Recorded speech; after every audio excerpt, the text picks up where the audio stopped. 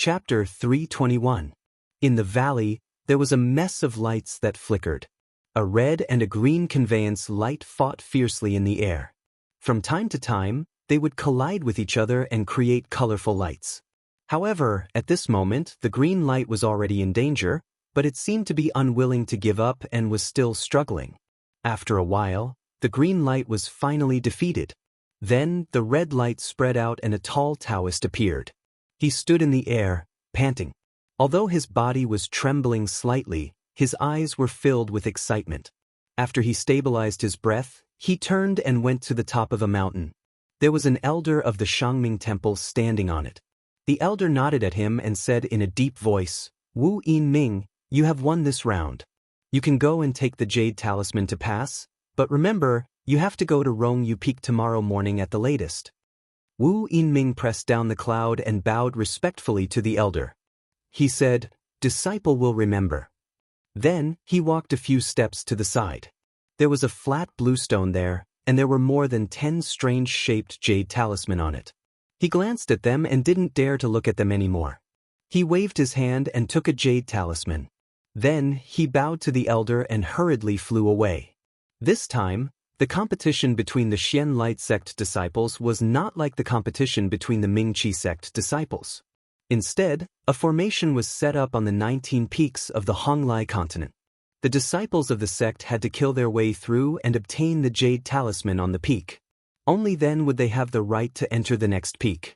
If they failed 3 times, they would be expelled from this place and would no longer have the right to compete. On top of every peak, there was an elder of the Shangming Temple who would arrange for the disciples to compete. However, every elder's temperament and preferences were different, so there were a lot of tricks. If they encountered those with strange temperaments, they would arrange 4 or 5 people to fight in one place. There were even some who would pick dozens of disciples to fight. Whether they could pass or not depended on their own luck. On the 19th peak, there were only 3 jade talisman on the peak. In other words, the most generous reward of the sect would only be obtained by 3 people in the end. Wu Yinming's luck was quite good. For 4 days in a row, he passed 4 trials in a row, and each time, he only encountered one opponent. He descended from the peak and saw a Taoist palace embedded in the mountain wall from afar. This was a place for the disciples to rest, so he used the traveling light to head inside. When he arrived at the main hall, a deacon Taoist came up to check the jade talisman. After checking that there was no mistake, he waved his hand coldly and allowed him to enter just now. Wu Yinming heaved a sigh of relief. After he quickly stepped into the building, he swept his gaze around and saw that there were already dozens of disciples sitting upright in the spacious hall. He took a deep breath and came to an empty corner. He sat down on a praying mat and took out a few pills to consume. Then, he sat down and began to meditate. He didn't dare to relax in the slightest. Today, he was already having a hard time dealing with it. The opponents he would encounter on the mountain peaks later would only become stronger and stronger. If he couldn't recover to his peak state before tomorrow morning, he would have to be at his peak state. Otherwise, it was very likely that he would be defeated. At this moment, the disciples around him were like him. No one was distracted and no one looked at him. They were all using every bit of time to recover their vitality. When the sun rose, the disciples just now had all recovered their vitality. After waking up from their meditation, a few acquaintances greeted each other. Wu Yinming's energy was completely recovered. When he opened his eyes, he heard someone say, "Senior Martial Brother Zhong, did you hear that someone broke into the first 5 peaks yesterday? Now that a night has passed, they might have already killed their way to the first 3 peaks." That senior Martial Brother Zhong obviously hadn't heard of this and was extremely shocked. What? Where did Junior Martial Brother Qi hear of this? It's only been 4 days, who could be so powerful? Someone couldn't help but interrupt. Who else? It's nothing more than those true disciples. No, the person who spoke earlier shook his head like a rattle drum. Other than those true disciples, there are a few powerful figures in my lineage that aren't inferior to anyone else. A disciple curiously asked, "Who are those senior martial brothers?" As soon as he asked this, a female disciple was immediately unconvinced and said, "From what this senior martial brother said, It seems that only you male disciples can break through the arrays? Junior Marshal Sister, let me tell you that Yuan Yen passed through 8 arrays on the first day, 5 on the second day, and 3 on the third day. Today is already the 4th day. I'm afraid she's already 1 step away from the first peak. Also, that Zhang Yan, House Lord Zhang's disciple, Lu Yenyi, I heard that she only passes 4 arrays every day, but every time she's undefeated. Presumably, after tonight, she'll also step into the first 3 peaks tomorrow. Hearing Zhang Yan's name, Wu Yinming's expression couldn't help but change. On the day of the Battle of the 3 Lakes, his life was saved by Zhang Yan on Bamboo Island, and he had always been secretly grateful. Now that he heard that Zhang Yan's disciple was also in this competition, he couldn't help but pay extra attention. However, that jealous person snorted coldly and said, "What's hard is easy to break. Be careful, the faster you charge, the harder you fall." Wu Yinming grinned. Although this person's words had a hint of jealousy, it wasn't without reason. If a disciple charged too far ahead and there were no other disciples of the same generation to fight with them, then they would have to face the elders of the Shangming Temple. Although these elders were at the mystic light realm like them, all of them had cultivated for more than 100 years. Whether it was battle experience or familiarity with the Tao, they were far above them. They were indeed not easy to deal with. It wasn't that the disciples at the back didn't have people with high cultivation, but they all tried their best to avoid fighting with the elders of the Shangming Temple. They would rather be a few days slower than take the risk easily. At this moment, on the 16th peak, sword lights were flying and circling. Lu Yenyi was fighting many people alone, and she was in the middle of a fierce battle with several direct disciples. She let out a clear shout, and the sword light shook like a jade pearl falling off its chain, scattering down. The people around her were all forced back by the flickering sword light, and when they were about to attack again, she activated the technique, and the sword light split into a circle of brilliance. This circle of brilliance shook repeatedly, and then it split into 5 clear lights that were like the moon, and they revolved endlessly in midair, reflecting a dazzling brilliance that dazzled the eyes of those who looked at it, and it was too much for the eyes to take in. These direct disciples surrounded Lu Yenyi, but they couldn't get the upper hand at all. Instead, they were forced back by Lu Yenyi using the wonders of the sword to escape, and they were extremely dispirited. At this moment, they didn't know what kind of changes were happening in the sword, and they had no choice but to retreat again. Just now, when they looked again, they saw 6 sword shadows moving and flashing. They were all shocked, and they said in shock, "Separation and reunion technique?" One of them saw it, and he didn't want to fight anymore, so he simply turned around and left. The remaining few were unwilling to give up, and they still wanted to struggle. They looked at each other, and after greeting each other, they gritted their teeth and rushed forward again. But how could this separation and reunion technique be so easy to deal with? Under Lu Yenyi's sharp sword lights, these people were defeated very quickly. After a few rounds, they jumped out of the battle ring one by one and gave up. After forcing the last disciple off the cloud, Lu Yenyi stepped on the light, put away her sword, and stood up. After fighting a few people, she still looked relaxed, and her clothes were not wrinkled, and there was not a speck of dust on them. The guardian elder of this peak stroked his beard and sighed, "I have underestimated you. With a sword in hand, you are already in an invincible position, and you have also comprehended the separation and reunion technique, so you can advance and retreat, attack and defend. Even if there are more people, I'm afraid they won't be able to defeat you." Lu Yenyi bowed and said, "I still have to thank this elder for taking care of me." The elder shook his head with a bitter smile, and said, "I didn't take care of you, the younger generation will surpass the older. Take the jade talisman and quickly go." Lu Yenyi raised her wrist lightly, and took the jade talisman that was placed on the blue stone into her hand. Her beautiful eyes glanced at it, and she bowed to the elder again before flying into the sky. When she arrived on top of the cloud, she circled around, and found a place that was illuminated in the sky. Then she urged her escape light to rush there. At this moment, Zhang Yan was sitting on a flying couch with his back leaning against a green jade screen carved with beasts. White smoke was like mist under his feet, as if immortal clouds were lingering around him. He was holding a glass wine cup in his hand and drinking by himself. Not far away, a few core formation cultivators raised their cups to him from time to time. Zhang Yan smiled and raised his cup in return. After watching the battles for a few days, he also saw the figures of a few former disciples of the lower house. After not seeing them for more than 20 years, he had already left these people far behind. Lu Yenyi flew over in a ray of escape light, and in a flash she landed in front of the couch. She put her hand on her waist, lowered her head slightly and curtsied and said, "Disciple greets master." Zhang Yan smiled, and with a wave of his sleeve he said, "Disciple, you may dispense with the formalities, sit down and talk."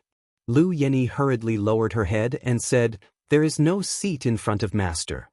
Zhang Yan did not force her, and only said with a smile, "Yenyi, you didn't come to master's place for the past 3 days, but you came here today. Did you meet a powerful opponent?" Lu Yenyi nodded lightly and said, "Indeed, disciple was just about to ask master for advice. Although disciple met a few true disciples these few days, it was easy for me to deal with them. But today, I met someone who was holding dozens of golden nails, and when they were shot out, the sound was like thunder, and within 30 feet, they were as fast as lightning and none of them hit their target. Relying on this treasure, this person defeated dozens of disciples in a row, and almost no one could match him. Disciple privately thought that if this person only relied on these golden nails, there was nothing to fear, but if he also had a talisman to protect him, and it could be used both offensively and defensively, it would be extremely difficult to defeat him. Along the way, she had always used borrowed strength to fight against enemies, and did not use any talisman. That was because she did not want to expose all her methods in front of everyone, so that her opponent would not be able to see through her, and she would be prepared in advance. And this competition would definitely be decided on the last peak, and those who could make it there were all talented people in the sect, and no one was stupid. If she could come up with such an idea, the other disciples would definitely have a few tricks up their sleeves as well. They would not reveal all of their cards. When Zhang Yan heard this, he laughed and said, "I know what you're worried about. This person already has the golden nail in his hand. If he also has a treasured robe to protect him, it really won't be easy to break him. However, in my opinion, this is a small matter. I don't have much, but I do have quite a few treasures. If I want to compete, who am I afraid of? Take a few more. If someone tries to bully you with a magical weapon, just go ahead and retaliate." Chapter 322. On the morning of the second day, Lu Yenyi bid farewell to Zhang Yan and re-entered the peak to challenge the trials. She did not meet any worthy opponents along the way and easily passed 2 trials in a row before arriving at the 19th peak. She stood at the peak and looked into the distance. She saw that there was a spacious valley below the solitary peak. On the east side stood a dozen towering trees that were so thick that it would take several people to encircle them. Their branches flowed with leaves and green clouds crept over them. On the west side was a wide field. The dead branches and withered leaves on the ground had long been cleaned up. There was a semicircular cliff about 30 feet wide on the mountain wall, and it was very smooth. In the middle of the cliff was a 3-legged incense burner that was as tall as a person. Behind the cliff was a 3-story flying temple that was embedded into the mountain wall. Vines and branches hung from the eaves, and there were vermilion pillars and black tiles. On one side of the temple, there were 3 waterfalls that flowed down from the mountain and converged into a crystal-clear waterfall in the valley. It meandered forward and divided the valley into 2, like yin and yang. Chapter 59. Black Shuttle builds Merit Master and Disciple rejuvenate. There were already several disciples sitting on the cliff platform. They were all the ones who had entered the peak before her. Lu Yenyi stepped on the cool breeze and floated down to the front of the stage. She turned her beautiful eyes and saw that she was the 7th to arrive.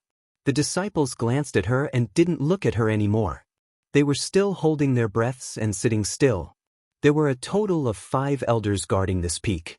They came from the Lingji Courtyard, Shangming Courtyard, Merit Courtyard, and Zhengqing Courtyard respectively. They were all sitting on the high platform in front of the flying temple. The Taoist sitting in the middle looked to be in his 40s. He had a straight nose and a square mouth. He had a righteous expression and his eyebrows were like reclining silkworms.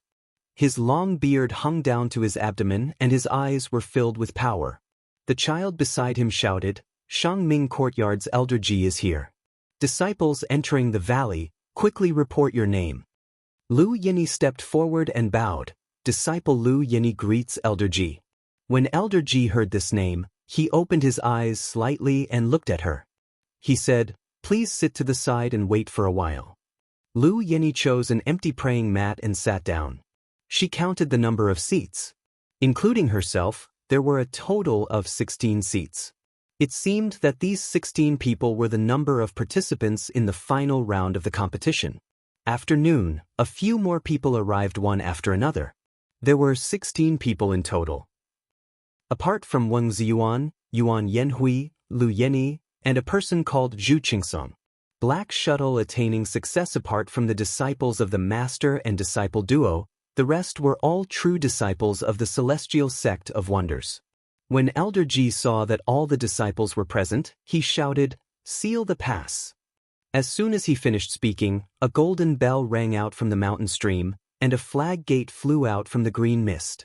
As soon as the flag gate appeared, the formation immediately closed, cutting off the path into the valley, and the disciples behind were no longer able to enter.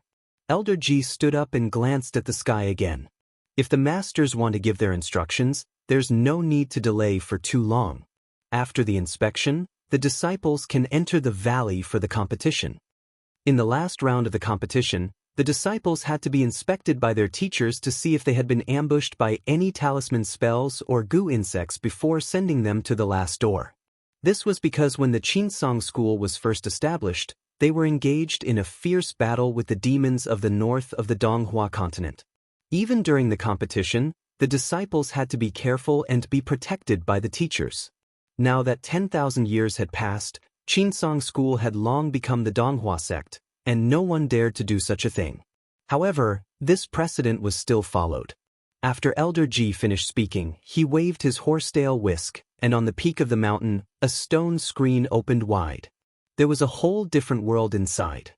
He and fourth elder behind him rode the clouds in the sky and entered together. In the blink of an eye, they disappeared, leaving only two deacon Taoists, one on the left and one on the right, guarding the door. At this moment, the auspicious clouds in the sky dispersed, and 9 misty clouds descended. They circled around each disciple and were taken up by each of them. Lu Yeni allowed the soft mist to wrap around her as she flew into the clouds and landed on a flying couch in a flash. Zhang Yan was sitting on it. He smiled and nodded. "Yeni, let me send you off for this last round." He stretched out a finger, and a wisp of smoke flew out, lifting her up. Together with the wind, they went into the valley. After Zhang Yan sent his disciple into the array door, his gaze swept across the sky.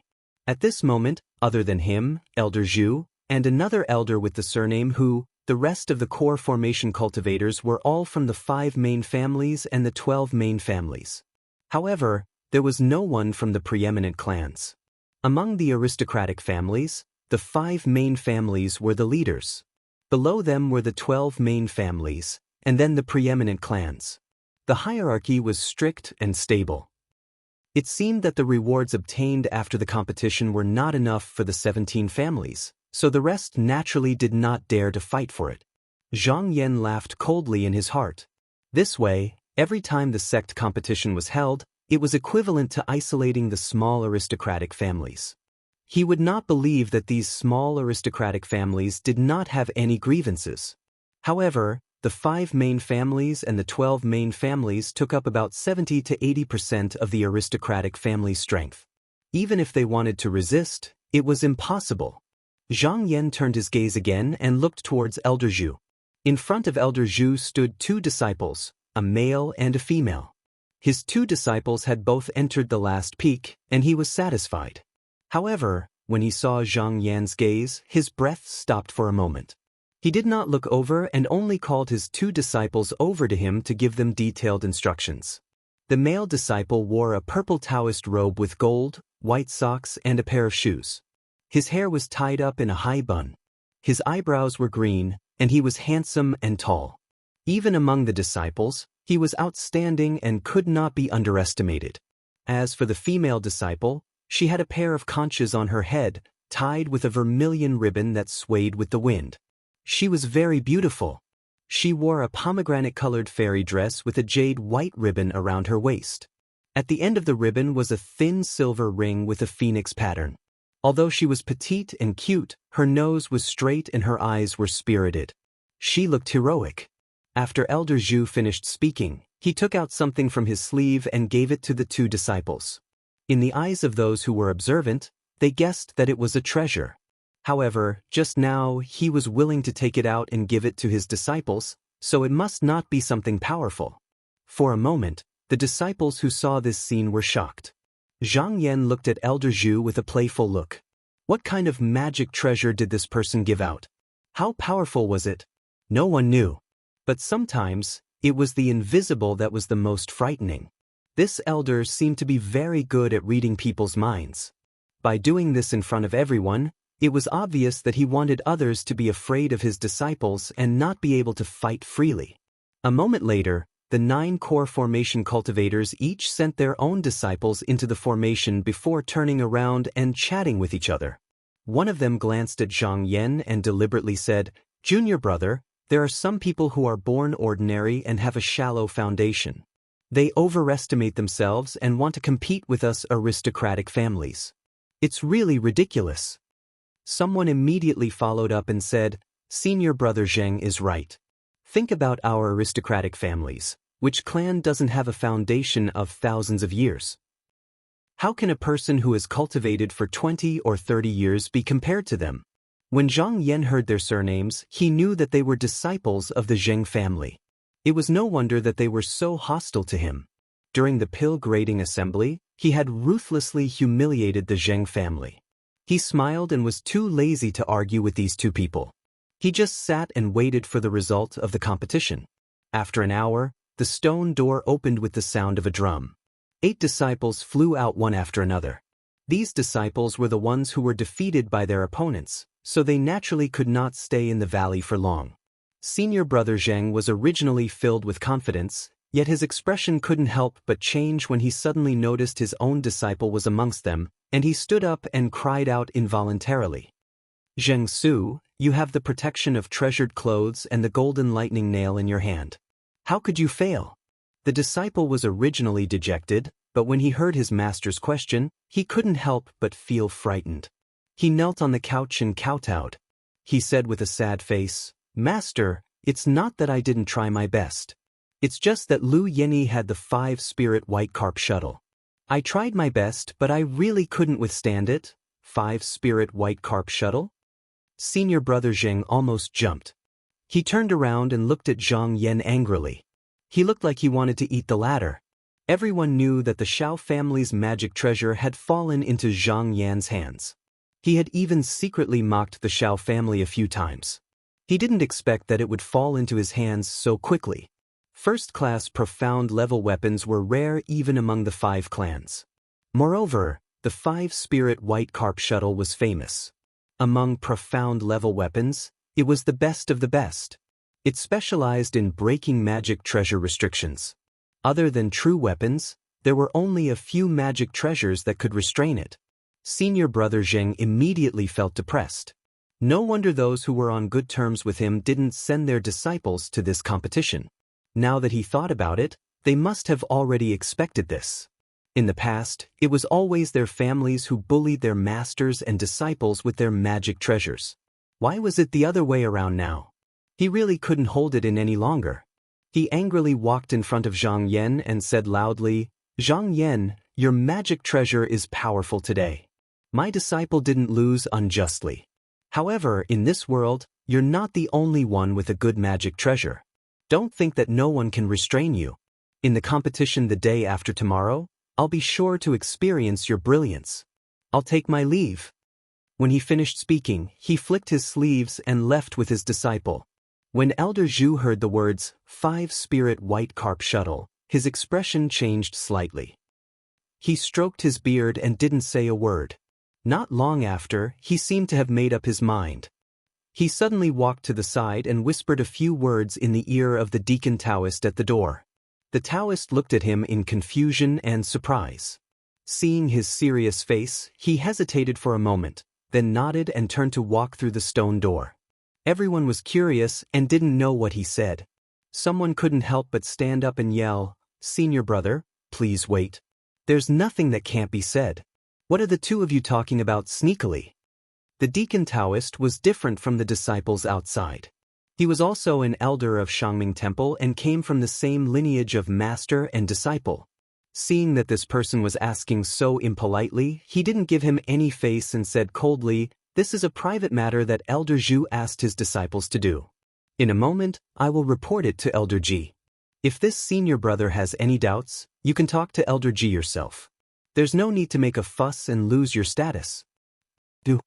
That person choked on his words but couldn't say anything. He snorted and sat back down. Everyone waited for another hour before the stone door opened again. This time, four disciples flew out of the valley with dejected expressions. Seeing that their disciples were defeated, the masters were also embarrassed and didn't want to stay any longer. They took their disciples and flew away. At this moment, only Zhang Yan, Elder Zhu, and Elder who were left in the sky. Elder Zhu and Elder who looked at each other and saw the surprise in each other's eyes. If there were no accidents, the disciples from the same lineage of master and disciple would occupy the top 4 positions in this competition. This was the first time in more than 100 years. However, as to whose disciples would take first place, they would have to wait and see. At around the same time, they heard the sound of a bell in the valley. Including Zhang Yan, the 3 of them looked up and saw 4 rays of flowing light flying out of the formation door. Target equals understood. Chapter 323. As soon as the 4 rays of light appeared, they dispersed and headed towards their respective masters. Elder Zhu was expressionless. He didn't ask what the outcome was. He summoned a cloud of smoke and enveloped his 2 disciples.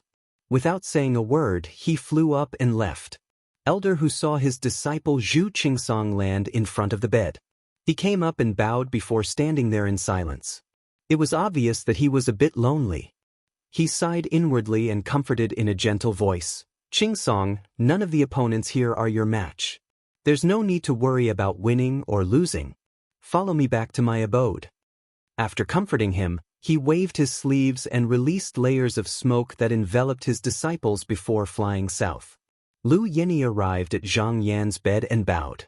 "Honored master, disciple was lucky enough to obtain first place in the competition." Although he had already expected such an outcome, Zhang Yan couldn't help but feel happy. He nodded with a smile and went forward to help her up. Good. Disciple, please get up." Lu Dian obtained first place in the competition of the disciples of the mystic light realm. According to the rules of the sect, she would be rewarded with 3 pills and could also choose a blessed land in the Great Swallow Dragon Lake to cultivate. The abode wasn't important. Zhang Yan had the bright nether heavenly lake in his hands, so he didn't really care about it. However, if Lu Yinyi wanted to open up a place and accept disciples in the future, it would be more convenient. The most valuable thing she obtained from the competition was that she could choose 1 cultivation technique from the 5 techniques and 3 scriptures to cultivate. This cultivation technique was extremely rare.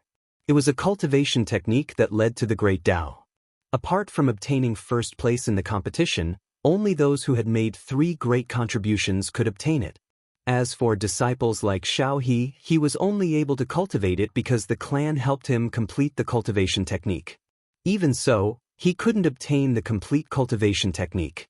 With Lu Yinyi's current cultivation level, if she cultivated step by step in the sect and slowly accumulated merits, she might not be able to learn this cultivation technique even if she reached the core transformation realm. Now that she had obtained first place in the grand competition, all she had to do was go to the merit court to receive the reward, and then she could start cultivating. The sect held a major competition every 24 years. If one's cultivation wasn't enough and missed it once, they would have to wait another 24 years. Lu Yinyi, on the other hand, would definitely be 1 step ahead of her peers. In the future, she might even be like Zhang Yan and compete for the position of the top 10 disciples. Although Zhang Yan had great ambitions, just now, those aristocratic family disciples were saying that his foundation was shallow. Although they were mocking him, they weren't wrong. The clear nether heavenly lake was such a large paradise.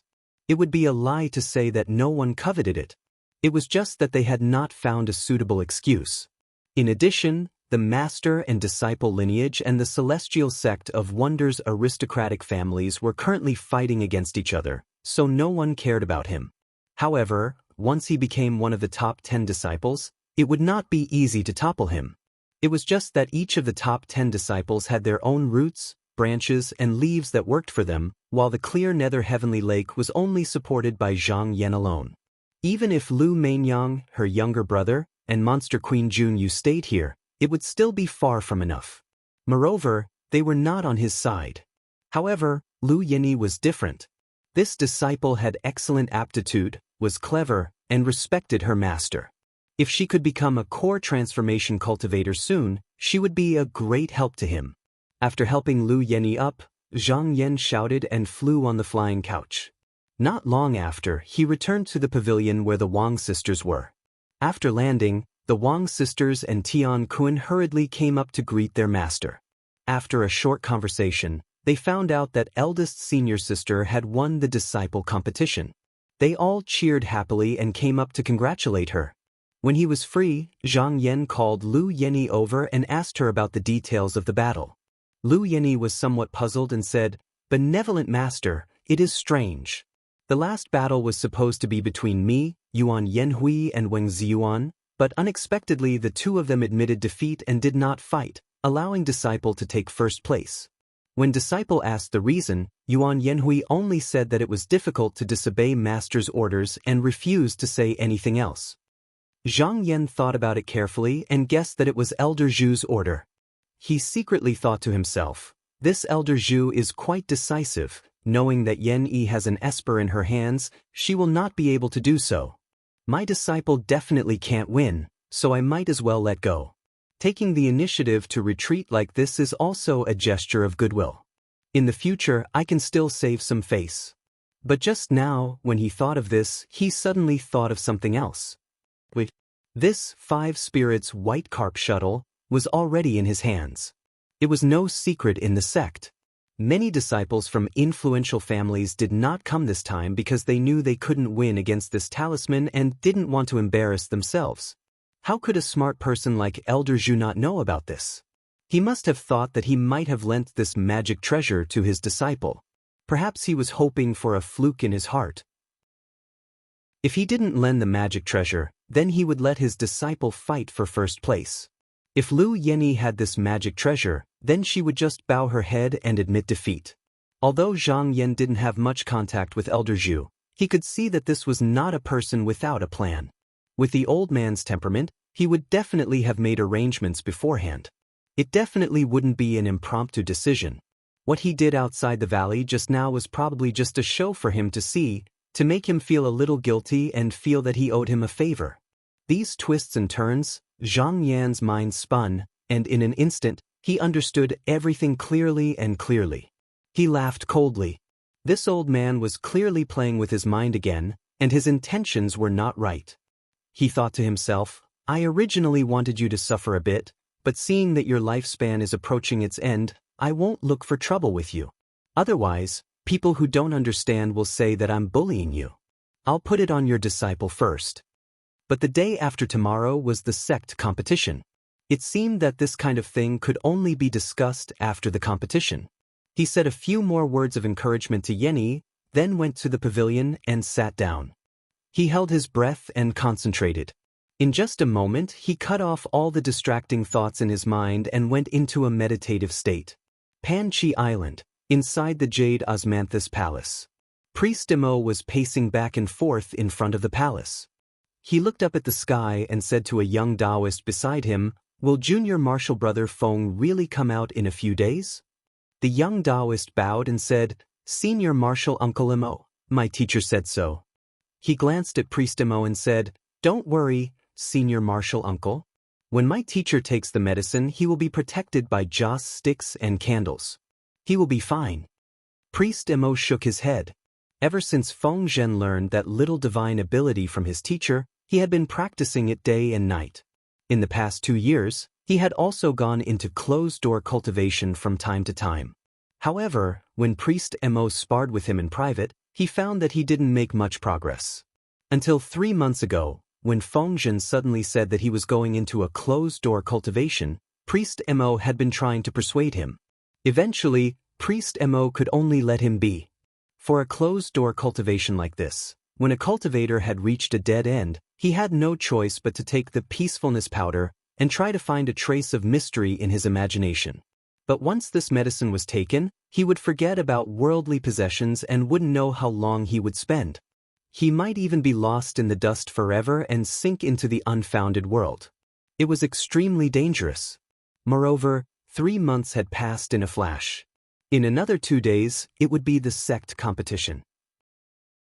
Duda could summon the disciples to gather at any time and head to the Honglai continent. If they didn't arrive by then, expulsion from the sect was a small matter, but it was very likely that they would lose their lives. Priest Mo and Fengzhen were close friends. It was rare for them to get along well with each other in the sect. At this moment, he couldn't help but look worried. He sighed and said, "Junior martial brother Feng entered the Tao 10 years earlier than Zhang Yan. If we compare, his foundation can be said to be deep. Even if he couldn't comprehend this divine ability, he might not win. However, that Zhang Yan, why would he need to go into closed-door cultivation?" That Priest Mo immediately lowered his head. This matter involved his own master. Priest Mo could speak, but how could he rashly comment? Priest Mo secretly guessed that Fengzhen's reckless cultivation was very likely because he was afraid of the 5 spirits white carp shuttle in Zhang Yan's hands. However, he had the clan's rare treasure in his hands, and it wasn't like this junior martial brother didn't know. Although this treasure couldn't be compared to the black shuttle, it was enough to protect himself. At worst, he could just lend it to him. Why did he have to risk his life like this? Just as he was sighing, he suddenly heard a rumble from the hall. His feet trembled slightly and a wave of heat surged out. Even with his profound cultivation, he still felt a wave of heat. Then he heard a wild laugh. Joy appeared on his face, and with a stomp, he turned into a wisp of red smoke and entered the main hall. Inside the main hall, he landed on the ground and saw that the surroundings were filled with billowing black smoke. Even he couldn't see clearly what was going on inside. He took a sniff and felt a burning sensation invading his abdomen, burning his mouth and nose.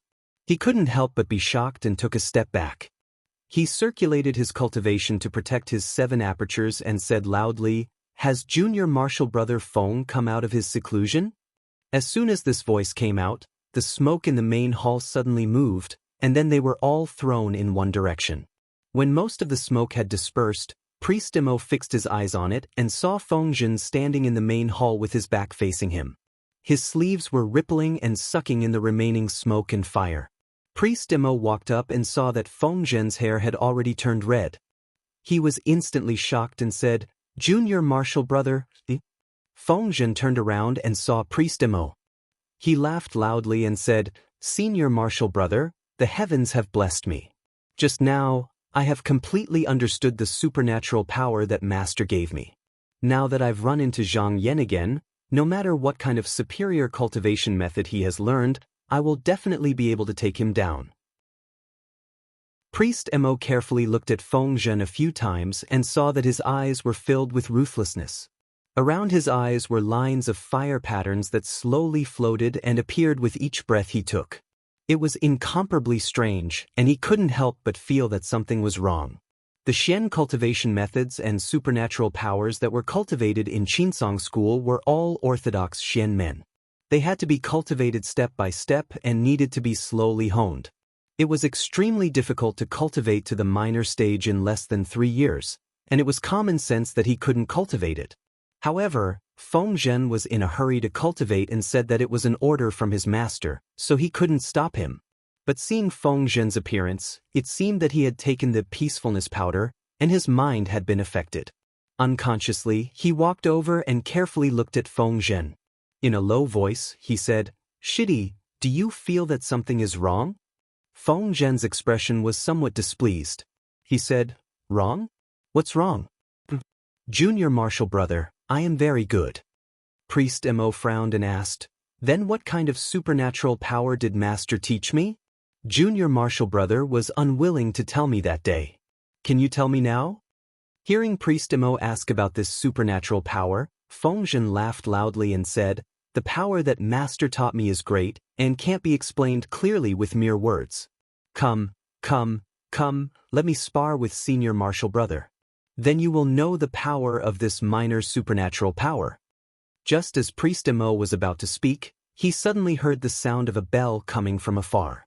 He couldn't help but feel a chill in his heart. Even Fengzhen's expression tightened.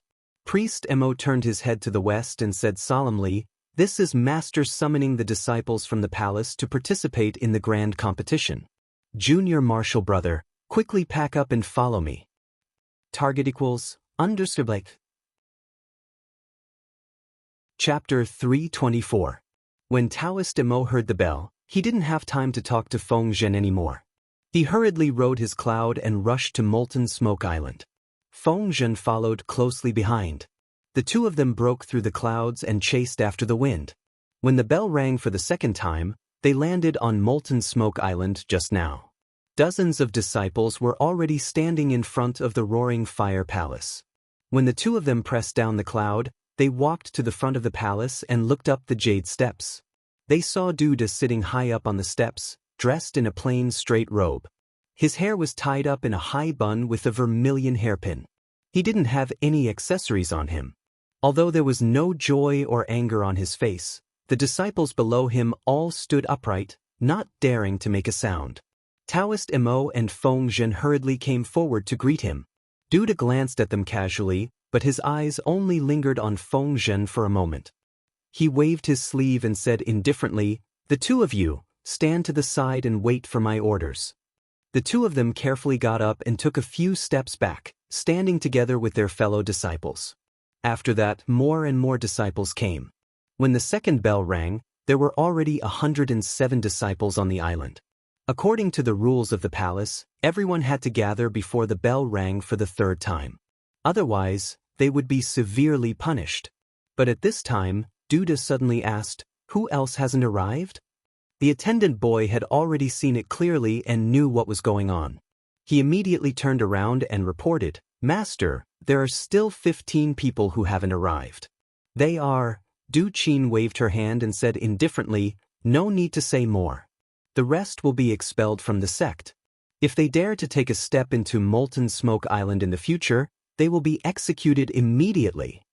When these words came out, the hearts of the disciples below the platform trembled. They secretly thought that they were lucky.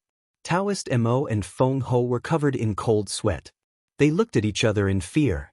Fortunately, they knew that this teacher was strict with his disciples and was temperamental. That was why they rushed over. If they were a little late, they would probably end up like this too. It seemed like these disciples were all clinging to Duda, so the clan could support them. However, if they lost their master's favor and were expelled from the clan, even if they returned to the clan, there would be no future for them and no one would argue for them. Duda stood up from the couch, his sleeves naturally dragging along the ground. His emotionless gaze swept downwards. His white robes were whiter than snow, and his figure was tall and slender. Although he looked a little frail, he exuded an imposing aura as he stood there. All the disciples in the hall felt their hearts skip a beat, and they all lowered their heads, not daring to look up. Duda took a look and said, "Disciples of the Fireworks Palace, follow me to the competition." He turned around and boarded a red-maned Qilin flying carriage. Starting the engine, in a split second the smoke and clouds dispersed and soared into the sky. After a few breaths, a loud noise was heard on the island. As if a cauldron had been opened and a cauldron had been flipped over, sparks were flying everywhere. The disciples all got up into the smoke and followed behind. Hundreds of red lights flew out from the fiery island, bringing with them a dozen miles of black smoke, burning the sky and rushing towards Honglai and Luhong. There was still one more day until the competition, so there was no need to rush. Duda walked at a leisurely pace. When there was still half of the journey, he suddenly saw colorful lights on the horizon, and in the blink of an eye, a large cloud of wind and clouds had arrived. In the lead was a long-bearded man with a dignified appearance. He was also sitting on a flying carriage, coming from the east. Behind him, there seemed to be thousands of misty and colorful clouds. He was also followed by more than 100 disciples, each of them in a high-spirited manner. Flying lights and smoke rolled here and there, spreading out for a few miles. When the man saw Duda, his eyes lit up. He stood up and greeted, "I thought I was early, but I didn't expect Brother Du to be one step ahead of me." Duda looked at the man and stopped the flying carriage. He indifferently returned the greeting and said, "So it is Brother Xiao Sa. I heard that there is a change of master this time. As a disciple, how dare I not be the first to arrive?" Xiao Sa didn't mind Duda's cold expression at all. He laughed and agreed, "That's true. As disciples, we must do our duty and observe etiquette. Brother Xiao Sa, since we met halfway, why don't we go together?" Duda didn't refuse, and they both sat back in their chairs. The two flying carriages moved side by side. Although the disciples behind him also followed together, even though they were in a group, they were like two torrents that were clearly separated and did not interfere with each other. Xiao Sa seemed to be in a good mood. After chatting with Duda for a while, he said, "This competition is different from the past. Does Brother Du have any intention of moving your seat?" Duda calmly said, "Brother Qi doesn't need to be mentioned. For hundreds of years, no one has been able to defeat him. As for the other two brothers, their Fa Li and cultivation are far better than mine. I don't have such extravagant thoughts. However, I heard that Brother Xiao Sa's cultivation has improved. If you want, I can let you go." Xiao Sa laughed loudly and shook his head. He waved his hand and said, "Brother Du, don't joke. I am not as good as you, but I am more than enough." "Why should I be greedy?" Duda coldly said, "The world is changing. Even if you want to keep your selfish side, I am afraid there will be people who won't let you have your way." Xiao Sa raised his eyebrows. His eyes flashed like lightning, and his body emitted an awe-inspiring aura. He said, "Brother, are you talking about Huang Fuzhou? This person is not bad. He is worthy to be my opponent. If he can kill his way to me, I will give him a chance." Duda said, "The master and disciple sect is pressing me. Brother Xiao Sa must have been warned by the master and should know what to do. There is no need for me to say more." Xiao Sa glanced at Duda, stroked his long beard, and muttered, "Master and disciple have indeed produced many outstanding disciples in recent years. Leaving aside junior brother Ning, I have heard that one of them managed to achieve a grade 1 Dan. This is a rare occurrence throughout the ages and cannot be underestimated. Oh, that's right, this person seems to have killed 2 of senior brother's disciples." Duda did not answer. His eyes were deep like a bottomless pool, making it impossible to tell what he was thinking. Xiao Sa's eyes showed a hint of pondering, but then he smiled carelessly and did not continue to ask. He only controlled the flying carriage to move forward. When they reached the Honglai Luhong, the two went deep into the river. Along the way, their momentum was impressive, and the spirit beasts and strange birds avoided them. After a moment, 10 peaks appeared in the clouds in front of them, forming a circle.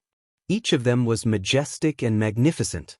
In the middle, there was only a piece of white land, piled up with a 10-feet-high earth platform.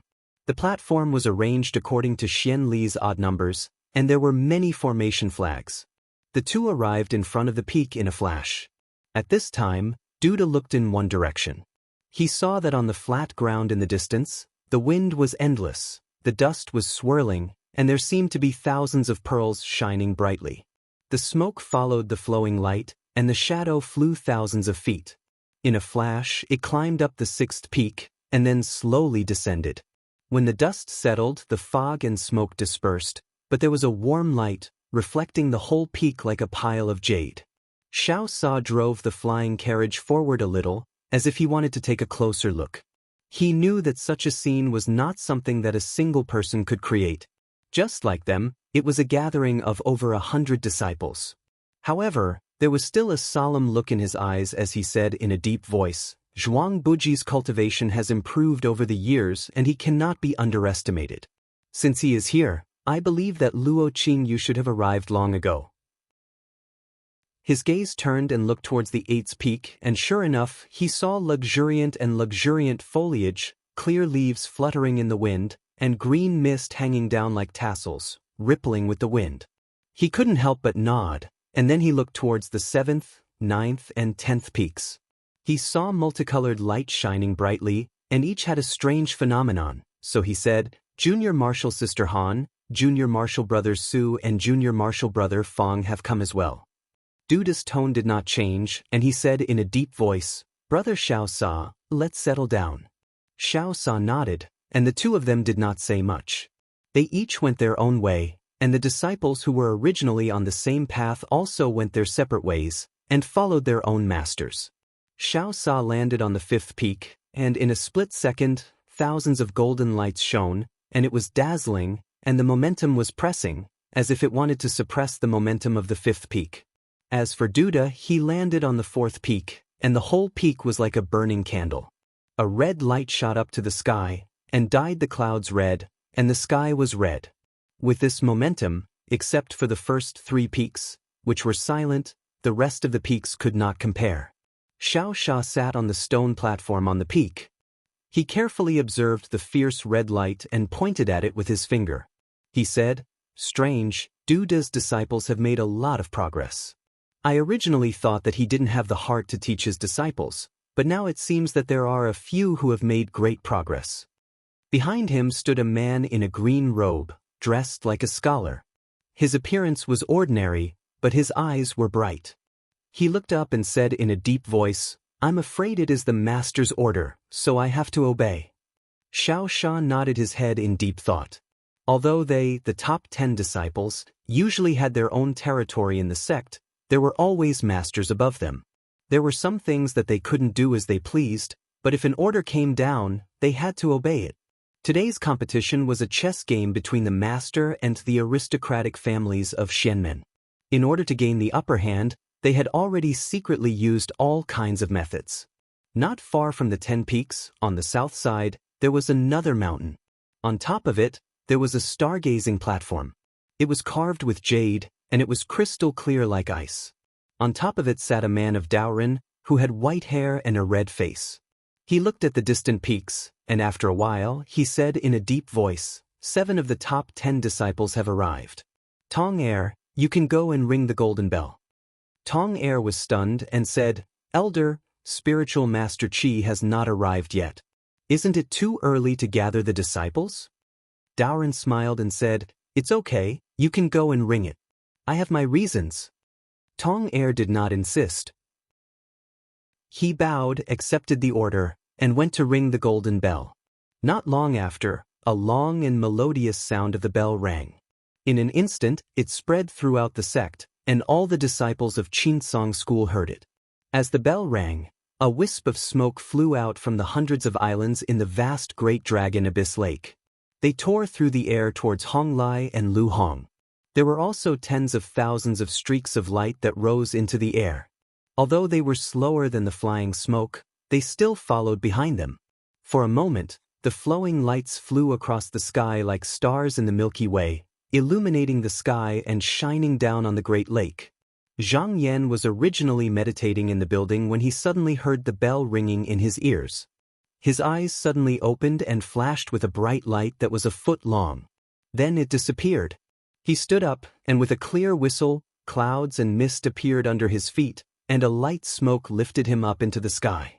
After slightly identifying the direction, he activated the star's sword pill, and in an instant, his body and sword became one. He turned into a shocking long rainbow, suddenly broke through the atmosphere, and flew straight towards the place where the bell rang. Target equals, understood. Chapter 325. Remember, Zhang Yan flew towards the sound of the golden bell.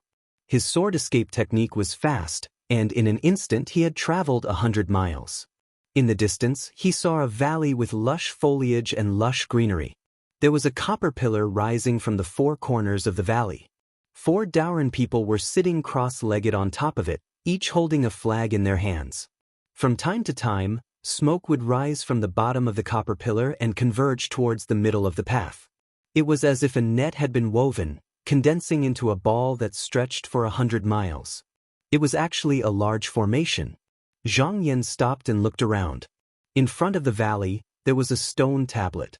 Thinking that there must be a reason for it, he landed on the cloud and walked to the front of the tablet. The words on it were strange, as if there was some kind of restriction placed on it. He couldn't see it clearly from a distance, so he walked closer and looked at it carefully. After reading the words once, he knew the reason for this place. It turned out that in order to prevent the disciples from finding loopholes, the method of the competition was different every time. Maybe it was because of the battle against the 3 pools and the battle to break the formation, but in the last 2 competitions, the sect had set up formations for the disciples to break through. Only those who passed the formation could reach the foot of the 10 peaks. In the last competition, they only needed to find the exit and break through the formation guarded by the elders of the sect. But this time, it wasn't so easy. The people who broke through the formation had to pass through a total of 16 doors. Not only that, each door could only allow 1 person to pass through at a time. If the disciples who broke through the formation met each other, they would have to fight each other. The loser would have to leave the formation and follow the formation to another place. If they were unlucky, they would have to start all over again. In this way, every disciple who entered the formation could be an opponent. The more people who lost, the less chance they had of breaking through the formation. Zhang Yan was naturally not afraid. He smiled, waved his sleeves, and walked into the formation. When he looked at the stone tablet, a few core transformation cultivators came down, talking and laughing, wanting to see the stone tablet as well. He glanced at Zhang Yan and saw him standing there with his hands behind his back. However, their expressions changed and they let out a low cry. They actually hesitated and waited for him to leave. Just now, he dared to take a closer look. After looking at it, someone said with a bitter expression, "I didn't expect this person to be ahead of us. If we enter the formation now, we might have to face him." Another person immediately said, "Why don't we wait for a moment, wait until this person is far away. It won't be too late to enter the formation later." His companions all agreed with him. After Zhang Yan stepped into the formation, he saw a fog in front of him. It was as if there was a veil in front of him, and he couldn't see clearly. He leaped into the clouds and flew forward for a moment. The battle formation changed again, but he was not in a hurry. Every time he traveled a mile, he would concentrate and calculate. It didn't take long for him to see the clues. This array formation was not difficult. As long as one was willing to put in the effort to calculate and understand array theory, if no one stopped them, they would most likely be able to break through the array formation. However, if there were people fighting for the door, then it would be a different story. The door would change at a fixed time, and the slightest delay would cause one to miss it. This meant that the disciple who tried to break through the array had to defeat his opponent in a short period of time to pass. Because of this, the person who entered the array had to use all of his methods. However, there were 4 Yuanian cultivators protecting and operating the array formation. They could help at any time, so there was no need to worry about the disciple's life being harmed. Zhang Yan couldn't help but think that this array was a test of one's temperament and cultivation. It was a good way to select the disciples. He calculated for a while more and understood the changes in the array formation. He relaxed and started to move according to the direction to break through the array formation. In a few breaths' time, he heard the sound of a gong. An array door appeared out of thin air, and clouds of mist rolled out. Just as he was about to fly inside, a shadow suddenly flashed. A person suddenly appeared from the side, as if he wanted to pass through the array door before him. If he let this person pass, then the array formation would change accordingly. Zhang Yan had to calculate again, and it would be a waste of his effort. So he laughed and said, "Senior Marshal Brother, why are you in such a hurry? Wait a moment." With a thought, a sword light cut through the air and blocked in front of the array door.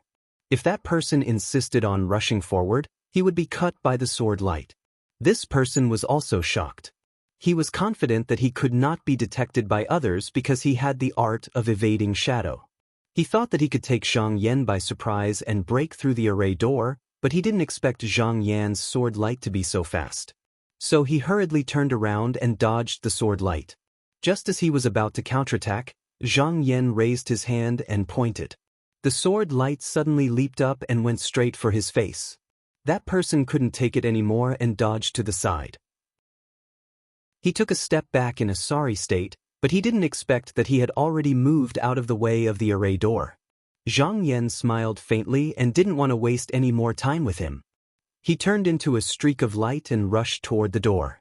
Taking advantage of the momentum, he passed through in a flash. With a loud rumble behind him, the formation changed and the door disappeared. He didn't look at it anymore. He calculated the position of the next door and continued forward. After walking for less than a mile, he saw a ray of light floating like a jade spring on the ground. It separated to the sides and another door slowly rose. Before the formation door was fully formed, the sound of a drum was heard from the Sun position, and a formation door was opened. A Taoist stepped out from it and stood face to face with him. This Taoist was wearing a bagua robe. His hair was tangled with yellow mud and his body was covered with grease. His beard and hair were sparse and his face was extremely old. When he saw Zhang Yan, he bowed and said, "Junior Marshal Brother, you're too polite. Only one of us can pass through. Please." Time was of the essence, so there was no need for both sides to introduce themselves. They only needed to fight. Zhang Yan smiled and said, "Be careful, Senior Marshal Brother." He pointed with his finger and the star turned into a shooting star. It flew straight towards Doran's head. Doran obviously didn't expect him to be an immortal and couldn't help but be shocked. However, he seemed to have a way to deal with it. He hurriedly raised his sleeve and an icy mist that radiated cold light flew out in an attempt to block the sword light. However, before the sword light could touch the mist, it made a nimble turn. In this turn, it had already avoided the treasure and came for Doran's ear. Seeing how nimble the sword light was, Doran couldn't help but be shocked. At such a close distance, he didn't have time to dodge and could only hurriedly use his Dan Sha to block. Who would have thought that as soon as the Dan Sha was activated, the sword suddenly darted out, his vision blurred, and he felt a chill by his ear. Just now he saw a strand of hair fly past the tip of his nose. Only then did he know that the speed of the sword had reached an unimaginable level. He sighed and took a step back. He cupped his hands and said, "This old Taoist has lost. Shitty, please pass." Zhang Yan raised his hand and bowed. He flew inside and killed his way to the next level. This time, it was smooth. He passed 3 levels in a row and didn't meet a single opponent. However, this formation seemed to have a secret to it. The faster he went, the longer it would take him to find the next formation door. He suspected that the person in charge of the formation saw that he was going too fast. In order to prevent him from not meeting a single opponent along the way, he operated the formation so that he wouldn't be able to pass easily. Therefore, he slowed down his pace and moved forward leisurely. As expected with this, he didn't spend much effort and found the 6th formation door. At this moment, the Kuan position shook and a middle-aged Taoist with a crown and a wide belt appeared. When he saw Zhang Yan, he rolled his eyes and without saying a word, he made a hand sign.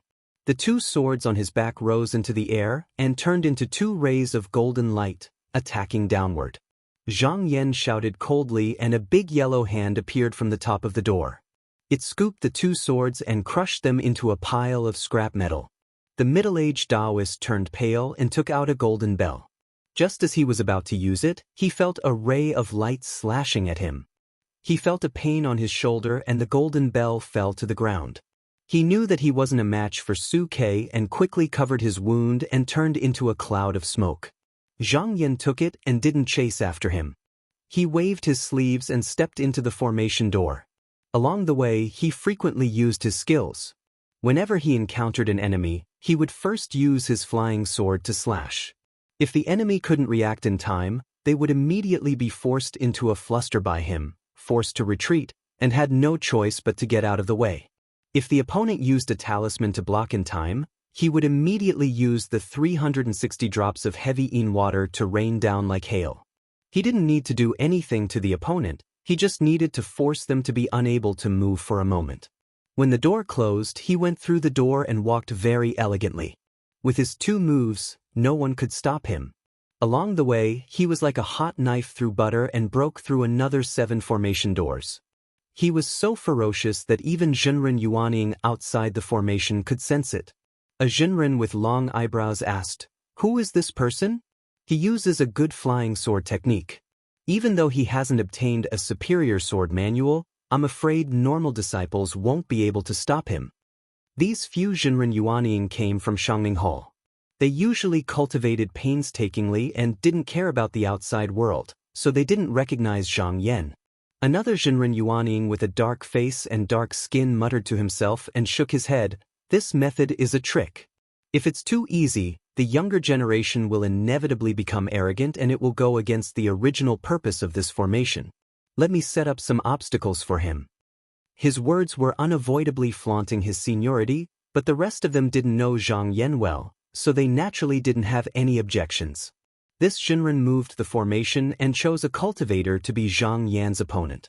Zhang Yan arrived at another door. Suddenly, a cloud of blue mist shot out from the Ken position, and a tall and handsome young cultivator came out. This person had sword-like eyebrows and starry eyes. He had an extraordinary appearance and wore a water-patterned celestial robe. He held a magic sword in his hand and the apricot-yellow sword tassel hung down. With a confident smile, he cupped his hands at Zhang Yan and said proudly, "I'm Zhou Xian, a disciple of Xianshui Palace Jinren Qi. I'm here to learn from you." Zhang Yan answered simply, "I'm Zhang Yan." When Zhou Xian heard this name, he opened his mouth and his expression turned bitter. He went forward and bowed, "So it's Uncle Master Zhang." "Greetings, Uncle Master Zhang. Please go first." Zhang Yan nodded slightly and walked straight into the door. The few Yuanying Jinren looked at each other. The black-faced Jinren sighed and said, "This is fate. Forget it, he can't do it again. Let him be." After Zhang Yan's journey, there were no more obstacles. After passing through the 16th formation door, the sky brightened and golden light shone down. The haze and dense clouds dispersed, and 10 towering peaks suddenly appeared in front of him. He was standing on a stone platform that jutted out from the cliff. Because he was the first disciple to pass through the formation door, all the eyes on the peak fell on him in an instant. Chapter 326. As soon as Zhang Yan appeared, he became the center of attention. He immediately felt several unfriendly gazes coming from the 10 peaks. Xiao Sha sat on the jade platform at the top of the mountain. Seeing that the person was elegant and had an extraordinary bearing, he pointed down and asked, "Who is this?" The disciple immediately bowed and said, "This is the Lord of Clear Serenity Heaven Lake, Zhang Yan." "Oh, this person is Zhang Yan?" Xiao Sha's eyes narrowed. "Is he the Zhang Yan who achieved first-grade Dan and captured Nephew Bo?" The disciple immediately replied, "Yes." Xiao Sua's face darkened, and he snorted.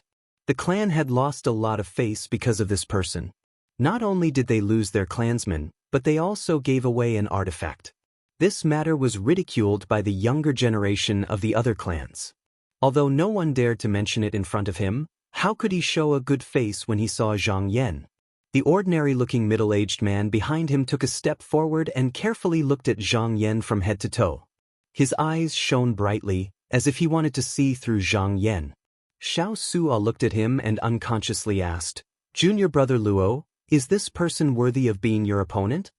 Junior brother Luo did not reply, as if he was considering. Then he opened his mouth, but with a serious expression, he said, "This person is focused and resolute. I have never seen such a person in my life. As for how strong he is, I will only know after fighting him." Xiao Sha knew that this junior brother of his never spoke empty words. He stroked his beard and muttered, "Oh, this grand competition involves the power of the sect. The master and disciple lineage must have made some arrangements. Although my family also has countermeasures. Although our clans also have countermeasures, don't let your guard down. If this person doesn't come to pick a fight, then ignore him for now." Luo Yuanhua and the disciples behind him agreed. On the other peak, when Feng Zhen saw Zhang Yan's figure, fire marks gradually appeared around his eyes, and the evil aura on his body gradually rose. Priest Mo, who was standing beside him, was startled. Fearing that he would offend Duda by losing his composure, he grabbed his wrist and whispered in his ear, "Junior martial brother, don't be impatient. There will be plenty of opportunities in the competition. Don't lose your composure now. If Master sees you, he will punish you. Feng Zhen was shocked and hurriedly focused his mind. He cast an appreciative glance at Priestimo and whispered, "Thank you for your reminder, senior martial brother." When he saw Zhang Yan just now, he felt a surge of anger colliding in his chest, and he wanted to vent it out. He had cultivated for many years, and his emotions were usually extremely easy to control, but at that moment he was almost unable to control himself. At this point, he only thought that it was because he had advanced too much while cultivating that little divine ability, causing his cultivation to be too fierce and causing his foundation to be unstable. He thought about it and felt that there was no need to worry too much about it. After the competition, he would go back and recuperate. When the few deacons on the cliff saw that someone had come out of the formation, one of them stood up and bowed to Zhang Yan. He pointed to the back and said, "Senior martial brother, please take a seat in the pavilion on the cliff." Zhang Yan looked in the direction he pointed and saw that there were a few flying pavilions on the cliff. The eaves were protruding and leaning against the cliff. However, the cliff he was standing on was shorter than the opposite 10 Peaks mountain. He snorted coldly and said, "No need." As soon as he finished speaking, he activated the sword pellet and turned into a ray of light that shot into the clouds. With a flick of his sleeve, he released a flying couch and sat on it steadily. The height he was sitting on was actually the same as the 10 Peaks. When the disciples on the peak saw this, they were stunned at first, then they all said angrily, "This person is too arrogant." Anyone could tell that Zhang Yan's actions were clearly showing that he was going against the 10 Peak mountain. Duda's expression was still cold, but the white robe on his body moved even though there was no wind. His gaze also became sharper, and the disciples below the jade stairs felt their hearts tremble. At this moment, on the 10th peak sat a handsome man with a jade-like face. He was Feng Zhenlu, who was ranked last among the top 10 disciples. He was the youngest among the 10 disciples, but he thought highly of himself and was the most arrogant. When he saw Zhang Yan's actions, he frowned and said unhappily, "Which disciple doesn't know the rules? How dare he stand shoulder to shoulder with us?" The moment he said that, a female cultivator beside him immediately walked up and whispered in his ear, "Son-in-law, the big picture is more important. Don't be impulsive." Feng Zhenlu raised his eyebrows and snorted, "If that's the case, let's not argue with him for now." The Taoist in charge was stunned for a while. When he came back to his senses, he instantly became anxious and hurriedly rode the cloud up and shouted, "Senior brother, how can you stay here? Please quickly go down with I." Zhang Yan said with a smile, "Why? Is there a rule in the sect that I can't stay here?" The Taoist in charge choked and stammered, "That's not true," Zhang Yan said with a smile. "If that's the case, I have no reason to stay here. Senior brother, please go back." The Taoist in charge felt that something was wrong, but no matter how he thought about it, he could not find a reason to refute. After holding it in for a while, he squeezed out a sentence and said, "Senior brother, since you're so stubborn, I will naturally report it to my master." Zhang Yan flicked his sleeve and pushed out a gust of wind. He said, "Go ahead." The Taoist in charge had no choice but to descend the cloud resentfully. He said he was going to report it to his master, but in reality, he was just looking for a way out. Not to mention that his words carried little weight and no one would pay attention to him. Even if he did, who would bother with such a small matter? At this moment, a gust of cold wind suddenly blew over, causing his robe to flutter. Zhang Yan looked at the distant mountains with high fighting spirit. He thought to himself that this trip was for the sake of seizing the position of the top 10 disciples, and this was an open and above-board action, so why should he hide and cower at the back? At this moment, there were still 3 of the top 10 disciples who hadn't arrived, and the competition hadn't begun. Even if there were people who were indignant and angry in their hearts and glared at him, but no one was willing to go against the law and come looking for trouble with him. Even if they really came, Zhang Yan wasn't afraid. He came here today precisely to use this sturdy body to create a clear sky and fight with others, and this was exactly what he wanted. If the heart was willing, then the aura would take form on the outside. On this side, he floated alone in the sky and looked around. Above his aura, there was a kind of unyielding spirit, just like a cold blade that was unsheathed, sharp and overbearing. After the time it takes for half an incense stick to burn, the mist in the valley where Zhang Yan came from rumbled. Suddenly, there was a sound, and the array door opened. Another Taoist in white walked out with a cold expression and a heroic aura. The cold light in his eyes was like lightning as he swept through the peaks of the various families. Those who were looked at by him, those whose cultivation was inferior to him, all felt a chill in their hearts and a layer of fine goosebumps appeared on their skin. When the Taoist in white saw Zhang Yan sitting upright in the clouds, he immediately rose from the ground and transformed into a green cloud that flew up to the sky. He stood in the void and said with his hands behind his back, "Junior brother Zhang is so leisurely." Zhang Yan let out a long laugh and said, "Senior brother Ning, you need to know that the scenery here is unique." Ning Chongxian turned around and saw layers upon layers of mountains, high and low, with the 10 peaks faintly discernible in the clouds. He agreed, well said. Only by climbing to the top can one embrace the mountains and accommodate all rivers. While the two of them were chatting in the sky, there was a change in the formation below. After a few rumbles, a few people appeared. The one in the lead was Huang Fuzhou. He had a calm expression and a square face. He walked at a moderate pace. Behind him was a woman with a high bun. Her figure was graceful, but her face was covered with a layer of veil. Only a pair of beautiful eyes could be seen, making it difficult to see her true appearance. After the two of them came out of the formation, they only looked at Zhang Yan with slight surprise. Especially the Taoist, his eyes were slightly complicated, but he did not do anything out of line. He followed the Taoist in charge into the cliff pavilion. Junior brother Luo, who was standing behind Xiao Sha, kept his eyes on Huang Fuzhou since he came out. Huang Fuzhou seemed to feel a piercing cold gaze on his back. He pretended not to notice, but when he arrived at the door of the loft, he took the opportunity to lift the curtain and paused, as if he wanted to turn around to look. But at this moment, the woman behind him suddenly took 2 steps forward.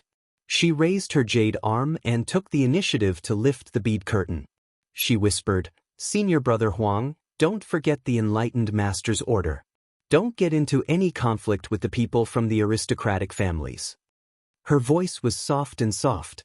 It was very pleasant to hear, but Huang Fuzhou felt his heart tighten. He said in a low voice, "I remember the enlightened master's order. Junior sister, you don't need to remind me." The woman nodded and smiled softly. She said, "That's good. Senior brother, please go first." Huang Fuzhou glanced at her and stepped into the pavilion without turning back. Xiao Sha looked at him and sneered, "Huang Fuzhou really doesn't give up. He came here again today. Junior brother Luo, do you have the confidence to defeat him?" Junior brother Luo stood up straight. His eyes were cold. He said in a clear voice, 45 years of sharpening my sword. I'm waiting to avenge my shame." At this moment, it was already the hour of the evening. The sky was slightly bright and the sun was rising. After another hour passed, the sun broke through the night sky and rose above the lake of Dragon Lake, and it instantly emitted a brilliant golden glow, causing the evening haze in the sky to be completely dispersed, and it was covered with fine clouds that were brilliant as if they had been dyed. At this moment, everyone was in a trance. They saw a bright light suddenly appear, as if it had leaped out from the morning sun. Following a long howl that lasted for a long time, it turned into a magnificent long smoke and flew over. It arrived in an instant and landed on the second peak in the blink of an eye. The entire peak instantly emitted rays of golden red light that illuminated the sky and circulated endlessly. Ning Chongxian took a look and said coldly, "It's Huoxian."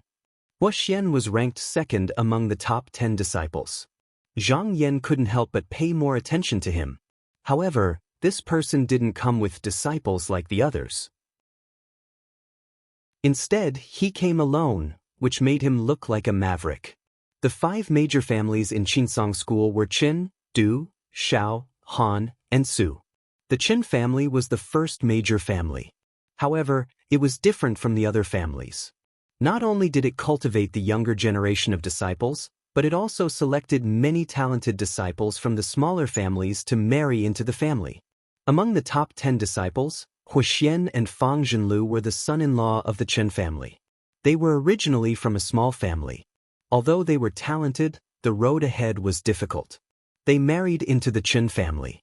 Just now, with the support of the Chen family, they were able to make the leap.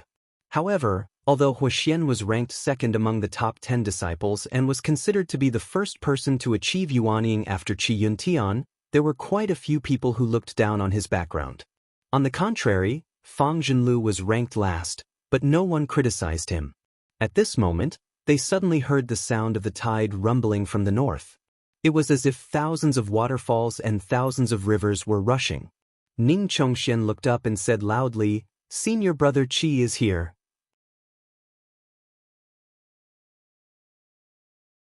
Chapter 327. As soon as this voice came out, everyone looked over and saw a river flowing across the horizon. Jade ripples surged, white foam like snow. Two malevolent inky flood dragons with golden locks on their necks dragged an inky coiled dragon python carriage, stirring up great waves as they surged forward. Qi Yuntian was wearing a Taoist robe with silk ribbons around his waist. His sleeves were as big as the clouds and his expression was solemn. Beside him was a Taoist boy who was holding a scroll. Not long after, the carriage landed on the first peak. He raised his sleeve and waved it lightly, collecting the vast and mighty water. It was as if thousands of miles of heavenly water had fallen. Suddenly, there was a loud sound, and even the entire mountaintop was shaken. When he looked again, the layers of waves had already disappeared, and only the rumbling sound was left. It reverberated endlessly. At this moment, other than the third peak that was missing one person, 9 of the top 10 disciples were present. On the other 8 peaks, no matter if they were disciples or disciples, they all stood up and said in unison, "Greetings, big senior brother." Qi Yuntian stood at the peak. His body was tall and straight like a mountain.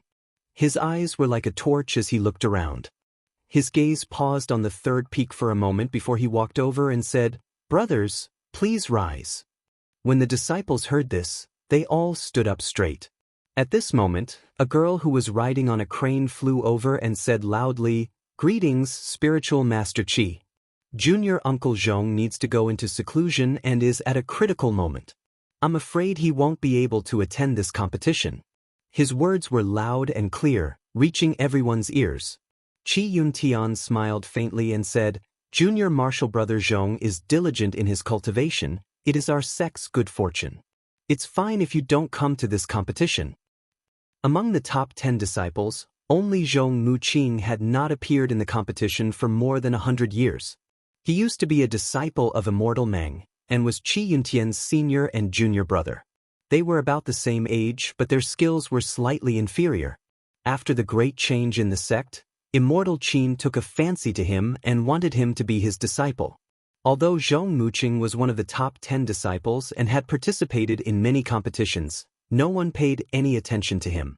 This was all because Immortal Qin's status in the sect was extraordinary. She was the daughter of the former sect leader. She also had the support of a few elders in the Duzhen Palace. Whether it was the aristocratic families or the master and disciple lineage, even if they could not win her over, they did not want to offend her. Fortunately, this Taoist master rarely appeared and never cared about the sect's matters. If it wasn't for the 3 lake demons who kidnapped her disciple, she wouldn't have appeared on Bamboo Island. Zhong Muqing probably didn't come to the competition because of Immortal Qin's instructions. He didn't want to get involved in the dispute. For example, disciples of great clans like Huoxian and Duda had long since become accustomed to this. Moreover, a single person could only occupy the position of one of the 10 great disciples for 360 years. So even if this person avoided battle, there would come a day when he or she would have to move out. After Qi Lidian arrived, he seemed to have brought with him a powerful aura. The other 8 peaks were completely silent, and the aristocratic families were no longer able to chat as freely as before. Zhang Yan nodded to himself. Qi Yuntian was undoubtedly the 3rd-generation eldest senior brother. Among the disciples of the aristocratic families, there was no one who could compete with him. No wonder the master and disciple lineage only had 3 people among the 10 great disciples. But they could always gain the upper hand. He alone could suppress the crowd. Zhang Yan turned to look at the second peak.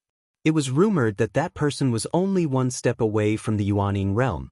However, if he did not take this step well, his Yuanying realm would not be complete. No one knew when this person would be able to take this step. Hua Xian sat alone on a rock on the peak. He was silent. This person's cheeks were thin, and his eye sockets were slightly sunken. He was wearing a gray mist sun-weaving Taoist robe. He did not look very handsome, but his eyes flashed with a frightening light from time to time. At this moment, there was movement from the formation at the bottom of the valley. More than 30 transformation core cultivators walked out one after another. These people were able to break through the formation and had defeated at least a dozen of their peers. They could all be considered the elites of the Qinsong school. Ren Mingyao walked out of the formation. He was walking with his head held high, but when he saw Zhang Yan and Ning Chongxian sitting on the cloud, he seemed to have thought of something. His expression changed slightly and he stopped moving forward. Someone behind him said, "Senior brother Ren, what's the matter?" The person did not wait for him to answer. He followed his gaze and sighed, "So it's senior brother Ning and senior brother Zhang. From the looks of it, these two have the intention to compete for the position of the 10 great disciples. How courageous!" Ren Mingyao suddenly felt annoyed and said coldly, "Senior brother Ning has the help of Zhenren's son and senior brother Qi, so he has a good chance of winning. But this Zhang Yan may not succeed. Let me ask you, which one of the people sitting on this peak has not cultivated for more than 100 years? He has not even reached the transformation core realm, but he dares to covet the position of the 10 great disciples. He is really overestimating himself." The person did not notice his expression and laughed, "Senior brother, you are wrong. It is true that this senior brother Zhang entered the Tao late, but his flying sword technique is brilliant. He also has the help of a magic treasure like the 5-spirit white carp lock. His chance of winning is small, but he may not lose. So what if he fights with those people from the aristocratic families?" Ren Mingyao snorted and turned to walk away. The reason why he was indignant was that he was also chosen by Qi Yuntian. But for some reason, the matter was left unsettled. He was just a registered disciple of Meng Zhen, not a confidant of Qi Yuntian like Fan Chongqing. He did not understand the real reason was because of the battle between the two sections. Instead, he suspected that Zhang Yan had taken the seat that originally belonged to him. How could he be reconciled to this? When all the disciples were seated, Qi Yuntian ordered the boy to light up the incense burner and took out a scroll from the boy's hand. He untied the soft rope and spread it on the table. He silently chanted the incantation and a moment later, he pointed his finger and a beam of golden light shot out. Instantly, countless runes and golden inscriptions appeared and rushed up to the clouds like the green smoke. At the same time, he said, "Disciples welcome Zhenren's arrival." Suddenly, a loud sound was heard from the clouds. Celestial music was heard. The sky suddenly shone with colors, thousands of auspicious clouds, tens of thousands of auspicious lights. Indistinctly, a few figures could be seen, but they were separated to the east and west. Zhang Yan knew that the Zhenren son from the sect had arrived. But the airflow in the clouds was rolling, the light was magnificent and he could not see their faces. So he could not tell how many people had arrived. When the disciples on the 10 peaks saw this strange sign, they either clasped their hands or knelt down. They quickly bowed and shouted in unison, "Disciples, pay respect to the Zhenren son." A distant voice came from the clouds and said, "Disciples may dispense with the formalities." Qi Yuntian straightened up and said, "Zhenren's son, the disciples are all here. Can we start the competition? Zhenren's son, please tell us." After a while, a deep and resounding voice could be heard saying, "Approved."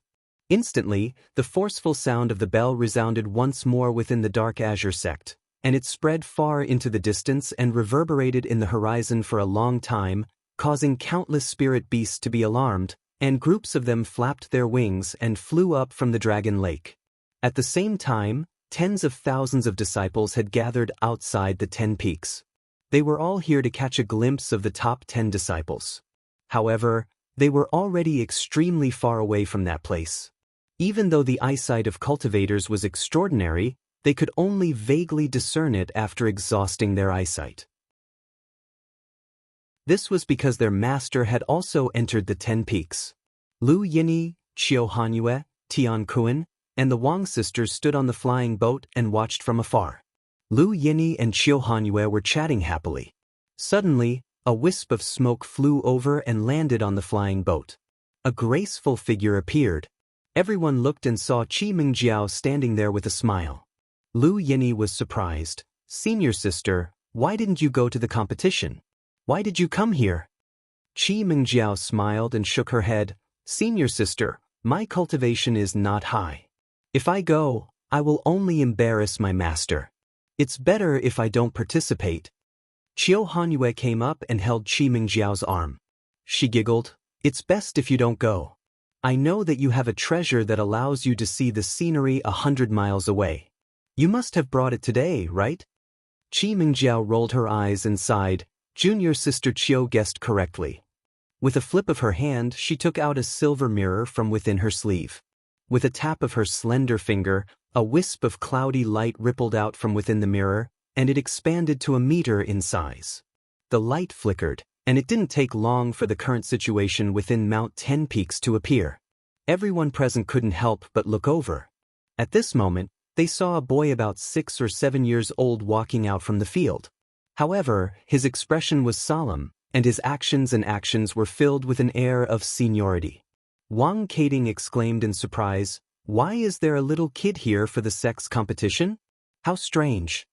Qi Mingjiao said in a low voice, "Junior sister, be careful with your words.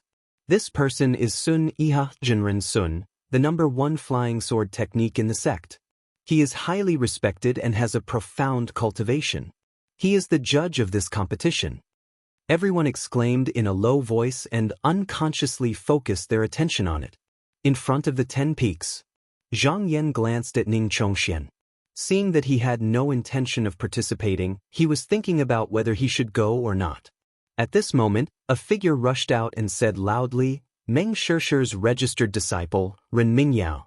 I'm here to learn from senior brother Fang." He stood on a hawk and wore a green robe. His sleeves were fluttering in the wind. His appearance was handsome, and he immediately attracted a lot of attention. Ren Mingyao's cultivation technique was not one of the 5 techniques. Later on, he obtained a sword disc that was painstakingly cultivated by an elder of the Yuanyang sect. He felt that it was quite suitable for him to use. Therefore, he specially asked Meng Jinren to give him a more powerful cultivation technique. He believed that his cultivation was not bad. This time, he was the first one to rush out. He did not expect to defeat Fang Zhenying. He just wanted to fight with his fellow disciples, and it would be best if he could defeat a few of them so that he could show some face in front of the masters. Then he would be considered to have achieved his goal. Generally speaking, unless it involved the replacement of the top 10 disciples, the top 10 disciples would not participate in the competition themselves. They would only order their disciples to compete, and they would give advice and comment on the side. This was also a custom in the sect. At least in the competition, every disciple who came to ask for advice had a much lower cultivation level than the top 10 disciples, and they were responsible for giving advice and guidance. For example, when Huang Fuzhou came to Xiaosha, he only used words to ask him to retreat. He did not fight at all. At that time, he also made a lot of disciples admire him. However, Ren Mingyao did not expect that when Fang Zhenying heard someone challenging him, he did not want to fight. But on second thought, he did not want to be too ugly in the first round of the competition.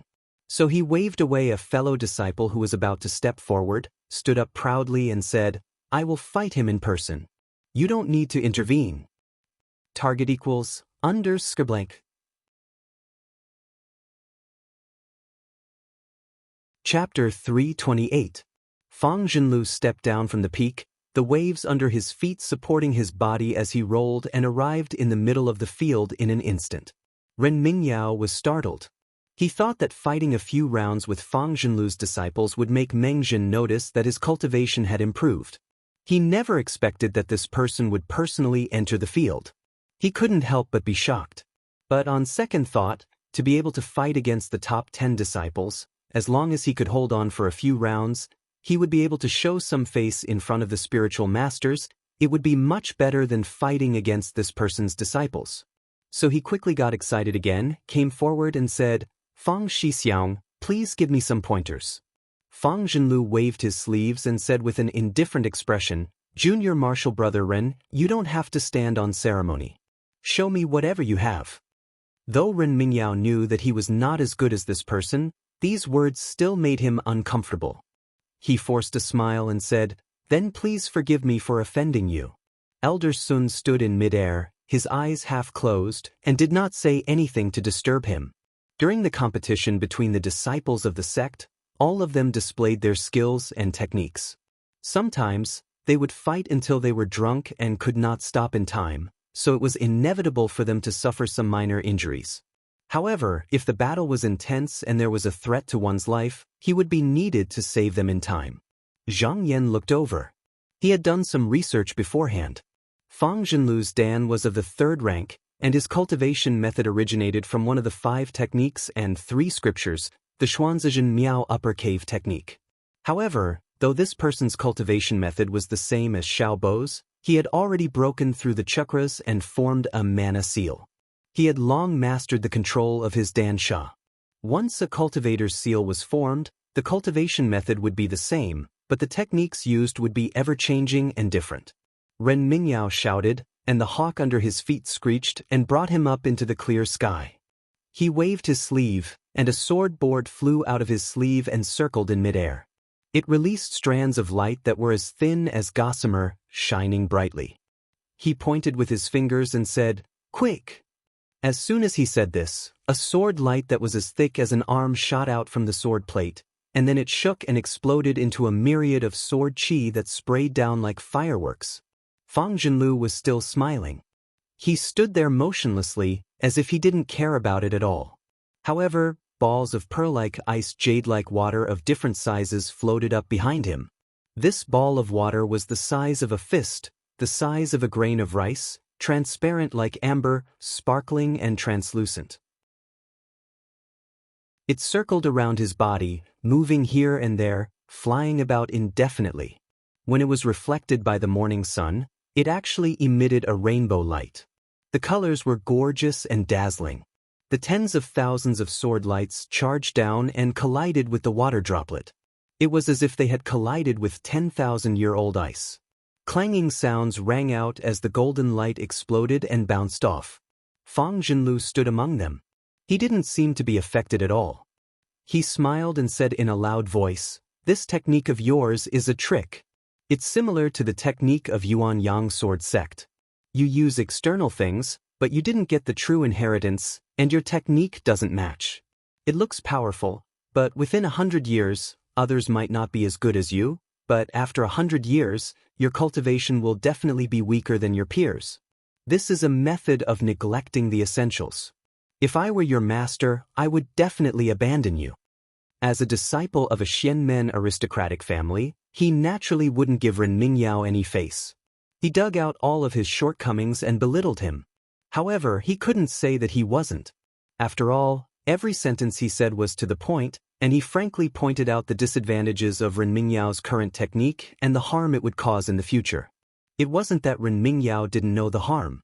Originally, the technique that he learned was also in the right order, but after Meng Zhen taught him the technique, he didn't care about him at all. The disciples around him who had become his disciples all had mana that surpassed him. How could he be willing to suffer in the cave house day after day? He was eager to succeed, so he asked for this technique. The more he practiced it, the more he felt that it wasn't right. But now that he was a level 6 condensed core, it would be hard for him to turn back. At this moment, he was annoyed by Fang Zhenlu's words. It was as if he was being hammered in the chest. He lost control of his emotions and shouted angrily.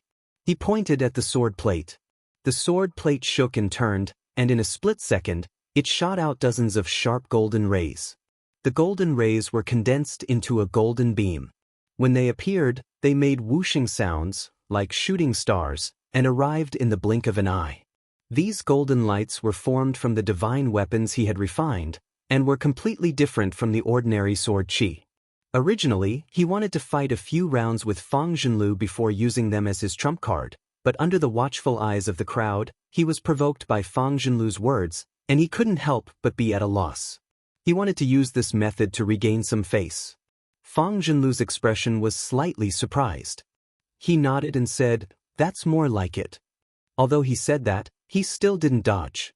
When the golden ray landed, it smashed the water droplets into pieces. It actually charged into the inner circle. Ren Mingyao couldn't help but be happy. But in the next moment, his expression froze. That sword light had only penetrated a few inches when the hundreds and thousands of water droplets flew up one by one and struck the brilliance. It was like pearls and jade falling onto a plate, constantly emitting crisp vibrations. The sword light was immediately shaken to the point of being shaken to the side, collapsing out of shape, and without spinning, it shattered and collapsed. But this time, Ren Mingyao was shocked. He had spent a lot of effort to cultivate each of these sword lights, but he didn't want them to be destroyed here. He gritted his teeth and made a hand seal. The remaining sword lights converged into a sword rainbow that was as wide as a palm and several meters long. Then, the sword rainbow slashed down again. Fang Zhenlu's expression became a little more serious. With a thought, he took the initiative to meet the water droplets, and they collided with the sword ray. The crystal water droplets exploded, but they didn't dissipate. Instead, they gathered together as they shattered, and formed as they were destroyed. It was like countless ice crystals wrapped around the sharp sword ray. As time passed, it was gradually worn away, until it completely disappeared. Ren Mingyao's expression changed. Before he could feel the pain of losing more than 10 sword chi, the hawk under his feet suddenly cried out and was pierced by the ice droplets. Then he saw countless ice droplets raining down on him. In a panic, he hurriedly summoned the sword plate and summoned a round of sword ray to defend. But it didn't have the slightest effect. The ice droplets were easily penetrated and dispersed. When he saw that Fang Zhenlu seemed to be unable to stop it any longer, Elder Sun, who seemed to be dozing off on the other side, suddenly raised his eyes and pointed with his index finger. A clear strand of sword chi flashed out, and in an instant, it was like the scorching sun melting snow, obliterating the water droplets. He glanced at Fang Zhenlu and said indifferently, "It's martial nephew Fang who won." Fang Zhenlu secretly sighed in pity. Ren Mingyao was disheartened and had no choice but to give up and admit defeat. He didn't expect that the method that he had practiced for so many years was easily defeated by someone else. He dejectedly bowed and said, "Thank you for your advice, senior brother Fang." Fang Zhenlu looked at him a few times and suddenly smiled. He said, "You have also fought with me once. It can be said that we have some fate. Let me give you a few words of advice. Your aptitude is not bad, and you have only cultivated for a few decades.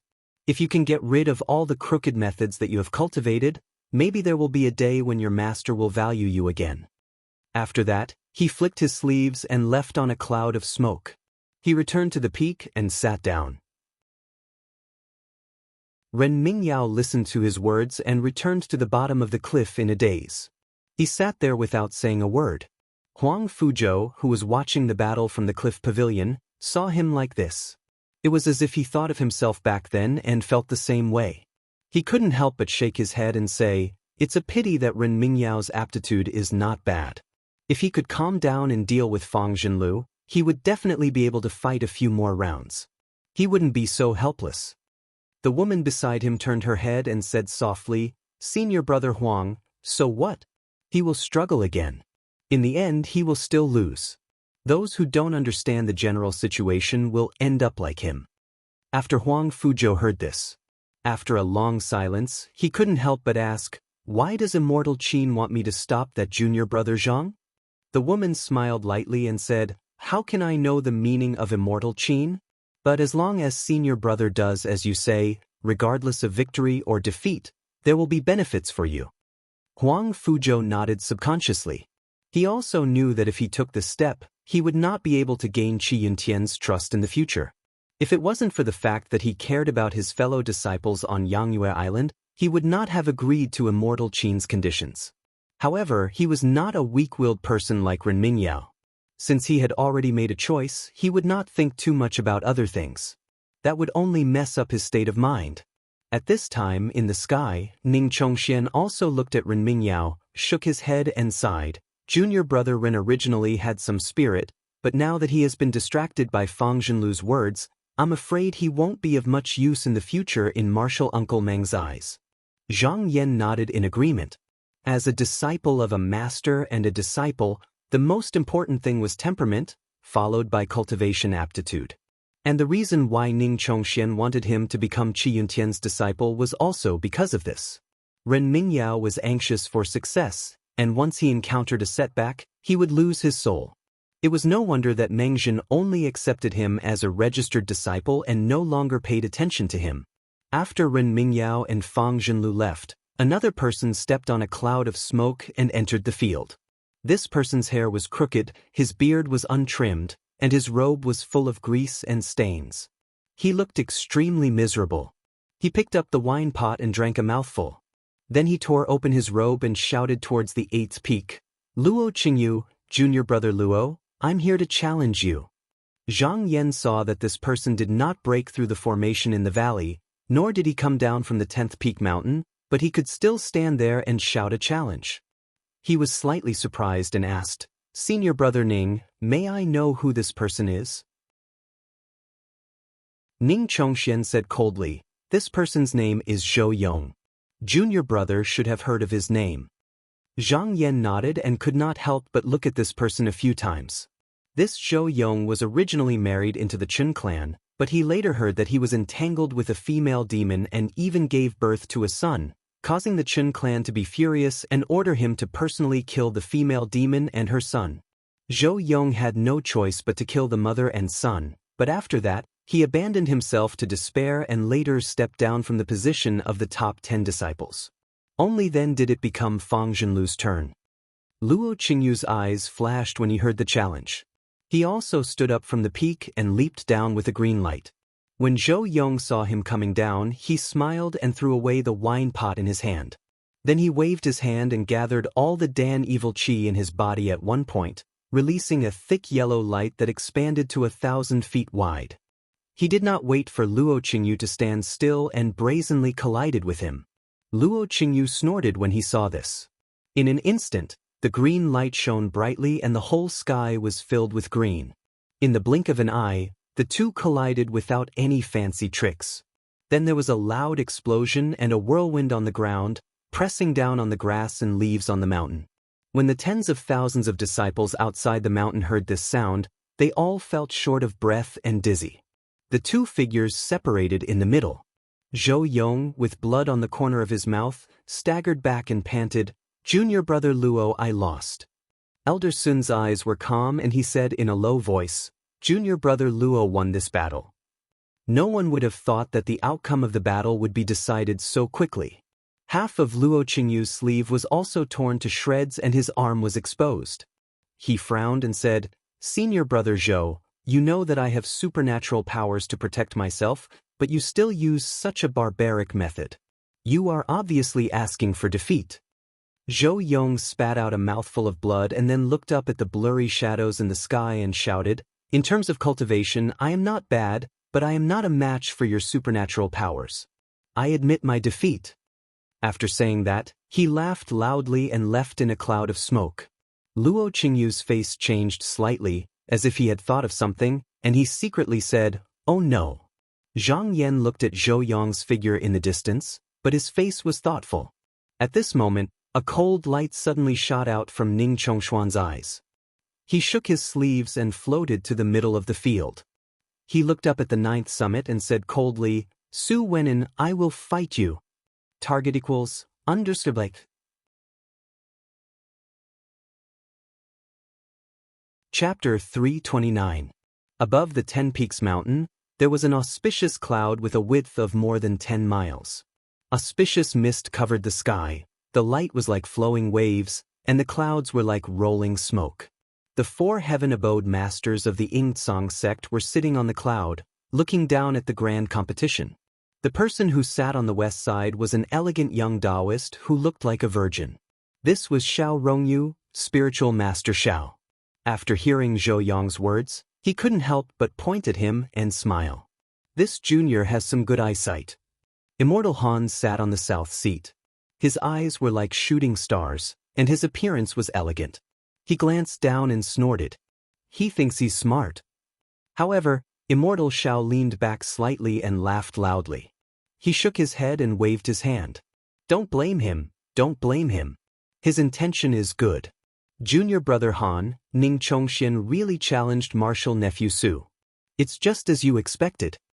Spiritual Master Han snorted and said, now that the 1,000-year demon calamity is about to begin, at this juncture, what sect leader Spiritual Master wants is nothing more than to suppress us. It's not like he wants the sect to fall apart and fall out of control. Spiritual Master Han smiled and agreed, Junior brother Han is right, but what should we do in this round? Should we block the river and keep him out, or should we open the door and let him go? Immortal Du sat on the east seat. His expression was solemn and stern. When he sat there, he looked dignified and strict. When he heard what Immortal Shao said, his eyes narrowed and 2 rays of cold light flashed. He spoke in a sonorous voice. We can't let him go. Sect leader is ambitious. If we take a step back today, we will have to take 2 steps back tomorrow. Immortal Shao smiled and did not comment. He cupped his hands toward the north and said loudly, Senior brother Qin, what do you think? Should we defend? Or retreat? As soon as he said this, Immortal Han and Immortal Du also looked over. On the northern seat sat an old Taoist with a pale face and white hair. He was dressed in a silver-black imperial robe embroidered with orchids and held a horsetail whisk in his arms. He seemed to be resting with his eyes closed. His aura was deep and unpredictable. He lifted his eyelids slightly and said slowly, the chess piece from the past will be used today. After that, he stopped talking. Perfected being Zhao's expression changed slightly as he nodded slowly. Immortal Du said in a deep voice, as senior brother said. That's settled then. Reverend Han smiled coldly and did not say anything more. He extended his hand and pointed forward, and an item flew down to the 9th summit. Su Wenyan knew the reason behind Ning Chongshuan's challenge. He stood up with a cold face and was about to descend the peak when he suddenly saw a talisman flying down and floating in front of him. He was startled at first, but then became happy. He looked around and saw that there was no one else but him. He secretly reached out to catch the talisman and hid it in his sleeve. Then he turned into a wisp of smoke and returned to the center of the battlefield. Seeing Ning Chongxian making things difficult for Su Wenyan, Zhang Yan thought to himself, sure enough. Among the top 10 disciples, the Xianmen aristocratic families occupied 6 seats. Ning Chongxian had thought about which one he would challenge in advance. Among the 4 immortals of the aristocratic families, only Su did not have immortal Dong Tian. It was said that he passed away because of an accident more than 100 years ago. In this way, choosing Su Wenyan could not only avoid a direct confrontation with the immortal Dong Tian behind the other disciples, but also Su Wenyan was ranked 9th, just below Luo Qingyu. His cultivation was not far from Ning Chongshuan's, so he was the most suitable breakthrough point. No one would miss this opportunity. However, Zhang Yan also knew that although it looked like this on the surface, how could the sect leader's intention be so simple since he could gradually reverse the decline of the master and disciple in the sect within 100 years? Just like how he seemed to be aggressive when he destroyed several small clans in succession, but before the grand competition he remained silent. This advance and retreat actually had a deep meaning. First, he made a show of force, then he made a concession. Obviously, he wanted to tell the aristocratic families that the next step was to continue to be aggressive or to end it peacefully. It all depended on their choice in the grand competition. Zhang Yan looked at the 2 people in the field and thought, this is the key. If the aristocratic families took the initiative to retreat and let Ning Chongxian successfully defeat Su Wenyan, the mountain gate would be peaceful for a period of time in the future. But if there were any changes in this battle, would the master and disciple be willing to let it go? He was afraid that there would be some kind of storm. In order to win the position of the top 10 disciple, Zhang Yan also had some plans in his mind and thought of various countermeasures. Now he was waiting for the opportunity to act. As long as the situation of this battle was clear, he could make a decision. Thinking of this, He calmed his mind and carefully watched the battle between the two people in the field.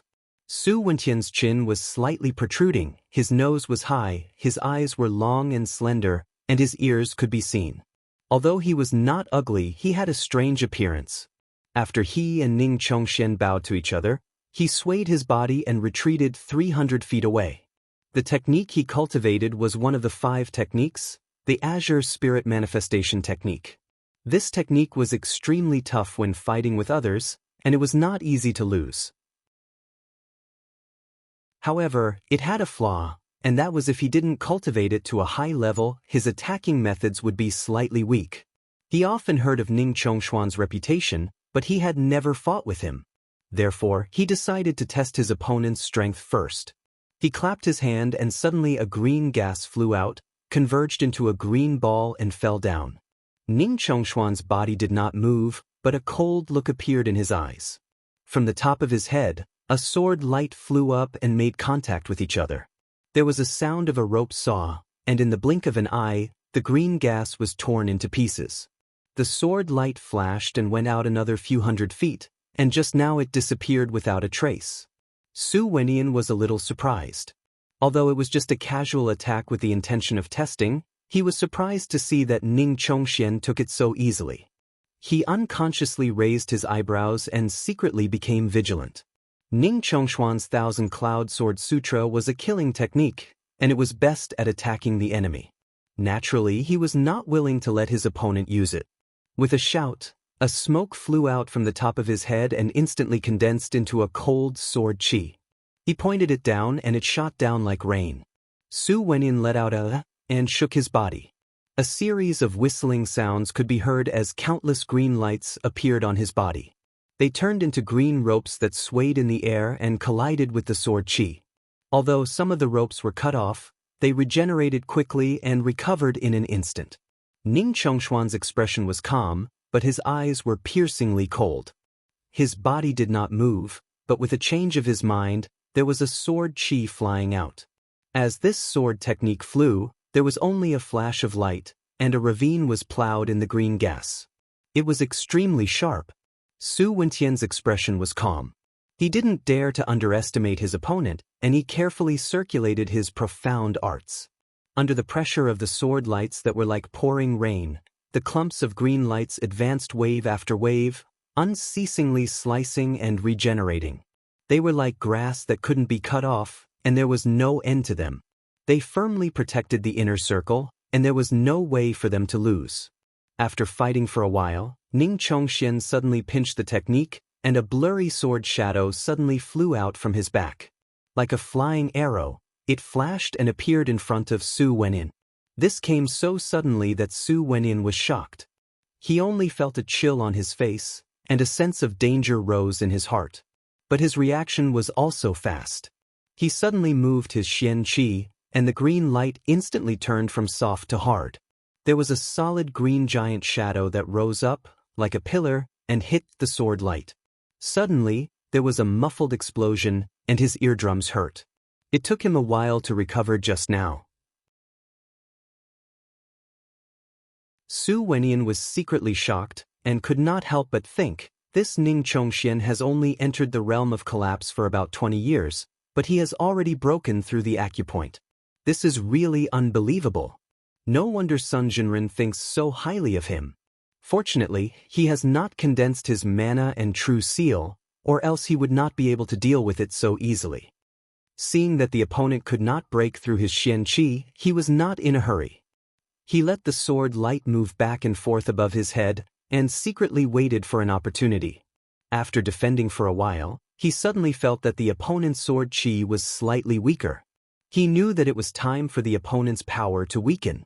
His eyes suddenly sharpened, and he activated his Xian Qi. Green Qi spread out, and spots of clear green light scattered in the air. Not long after, there seemed to be countless fireflies and candles within a radius of a mile, twinkling like stars, like thousands of lanterns hanging on the wall. Then he let out a low shout, and the hundreds of thousands of lights suddenly gathered like bees and ants, and unceremoniously counterattacked Ning Chongxian. Ning Chongxian saw that the light from all directions was like weaving a net, and it kept coming at him. He leaped up, and actually turned into a sharp clear light, and used the sword chi to escape. With just one dash, he tore the green net apart, and went out of the circle and could not be restrained at all. Ning Chongxian and Su Wentian's fierce battle only lasted for a short while, but they also tested each other's depth, and knew that the opponent could not be defeated by radical means. Both of them were successful in their Xianqi cultivation, and when they saw that this method was different, they changed to a steady method at the same time. While carefully defusing the attack and protecting themselves, they patiently looked for flaws and waited for an opportunity. The battle went back and forth from the end of the morning to the beginning of the afternoon, but it was still difficult to tell who would win. Both of them were cautious, attacking and defending, and it seemed to be as gentle as water and not very intense, but Zhang Yan could see that it was actually more dangerous. Both of them were secretly preparing to attack each other. Once one of them revealed a flaw, it would be immediately caught by the other party. In fact, victory or defeat was only a matter of time. The disciples watching the battle on the 10 Peaks mountain could also see the mystery in it, and they all watched attentively, without blinking. At this time, the sun gradually moved to the west, and dusk was approaching. Su Wenyin moved carefully, and secretly held the talisman in his palm. Ning Chongxian pointed out the sword chi with one hand, and the other hand was always behind his back, as if he was also preparing for something. When the hour of the afternoon and the hour of the evening met, just when the sun was about to set, and the sky was about to turn dark, both of their eyes flashed, and they moved at the same time. Ning Chongxian suddenly let out a cold shout and said, "Kill!" A 5-foot-long flying sword flew out from his sleeve, and the blade was like autumn frost, with a bone-chilling aura. It turned into a rainbow and suddenly fell. Su Wenyin stared, and threw the talisman in his hand. He also made a gesture and shouted, "Go!" The talisman flew in the air, and there seemed to be something breaking out of the cocoon inside, and suddenly broke free from the shackles. Then, a pool of autumn water appeared like an arc blade, and as soon as it appeared, the burning light covered the sky, and it was blinding. Elder Sun was originally in a daze, but when he saw this thing, his face changed and he blurted out, "Morning God Blade." At this moment, because both of them attacked too quickly, it was already too late for him to stop them, and so he almost hit his opponent at the same time. With a chi sound, where the sword rainbow passed, Su Wentian's head flew up into the sky. As for Ning Chongxian, after an arc of light flashed, he was also cut in half at the waist.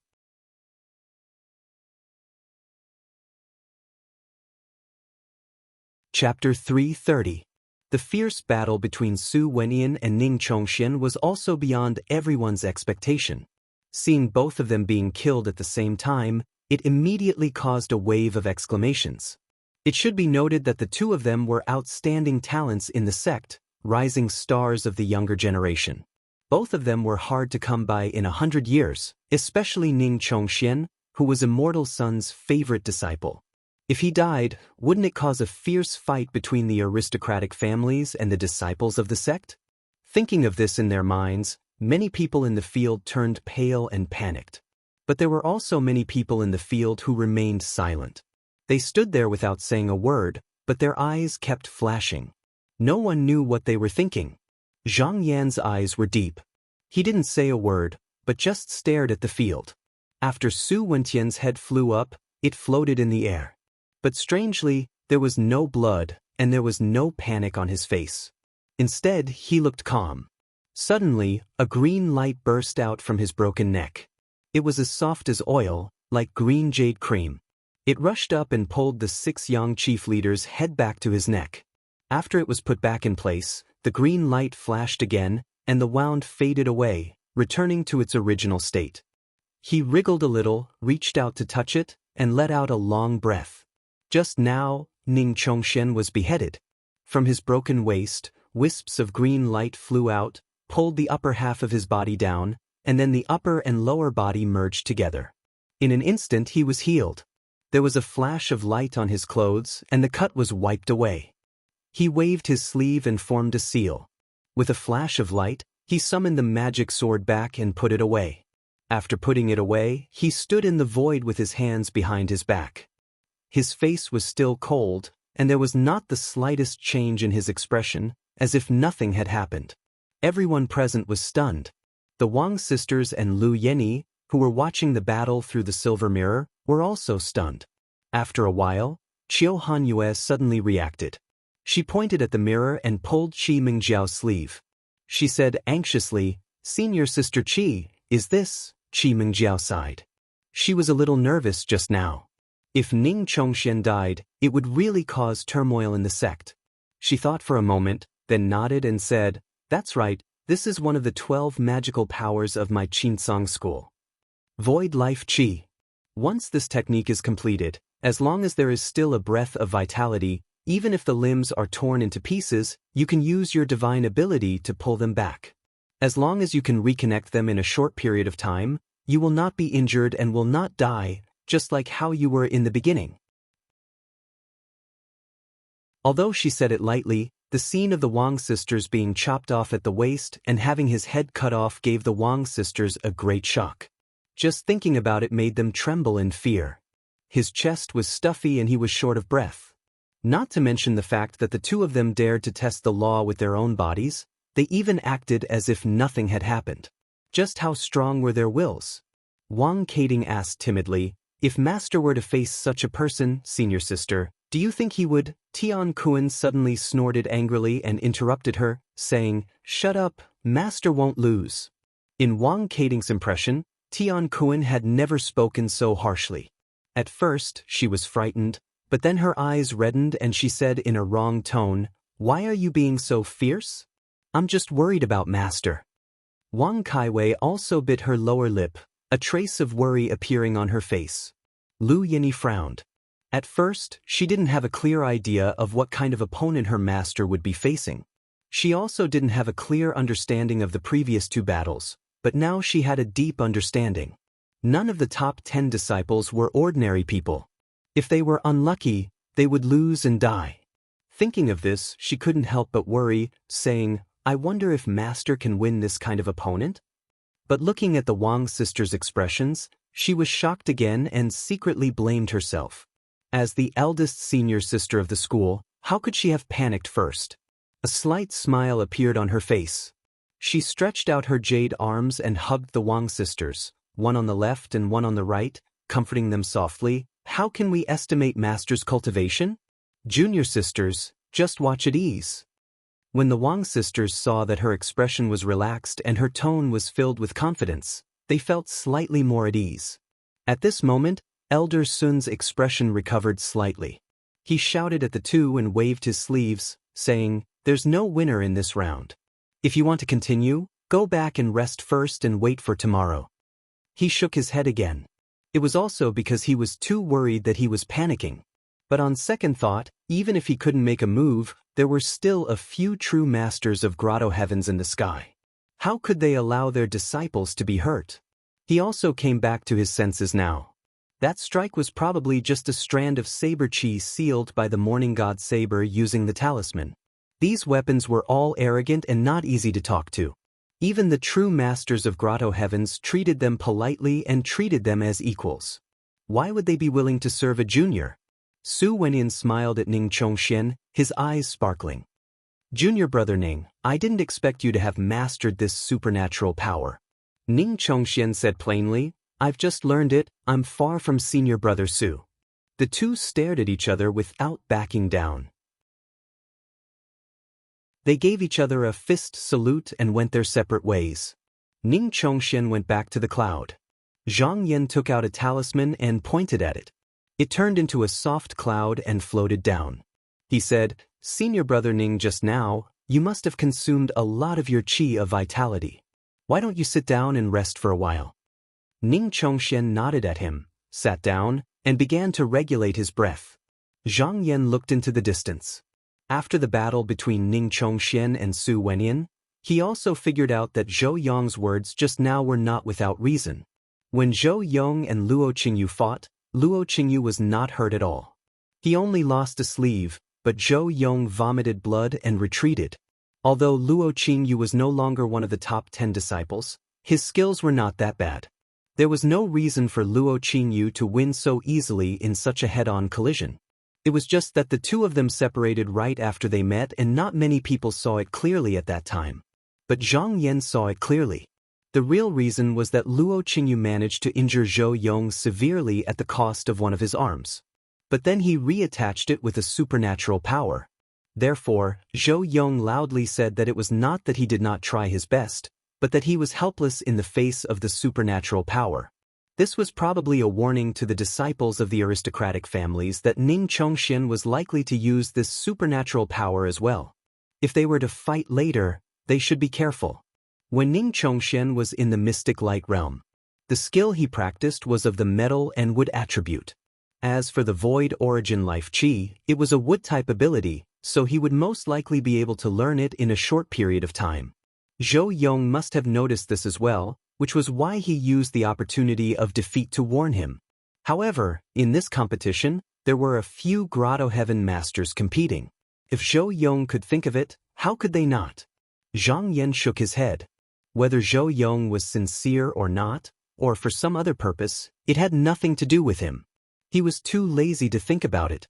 After a while, Ning Chongxian finished adjusting his qi circulation and stood up in high spirits.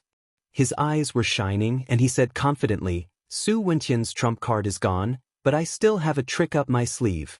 If we fight again tomorrow, I can definitely beat him."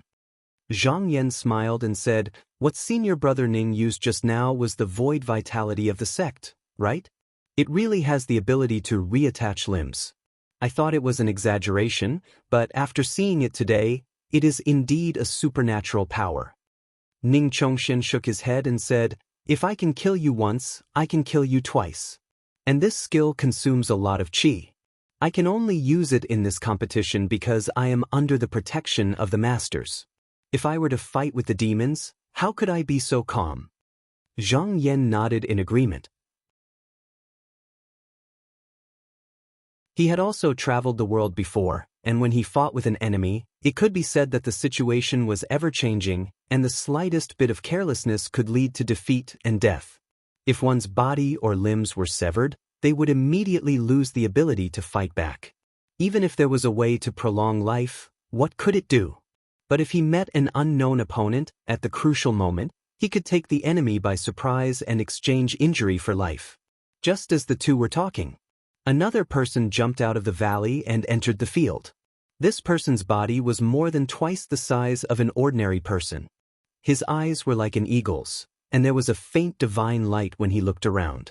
He had a short and thick beard under his chin, and on his head was a purple gold crown. He was wearing a light green robe, and the edges of the golden armor could be seen. He was wearing a pair of beast-swallowing high boots, and he held a black dragon cloud-scraping staff on his back. As soon as he entered the field, he looked around as if there was no one else around. There was a burst of whispers. Not to mention the masters and disciples, even the people from the aristocratic families did not know who he was. They could only ask the people around them, "Who is this person?" A disciple who knew said, "This is Su Yihong from the Su clan. In terms of seniority, he should be senior brother Su Wentian's nephew."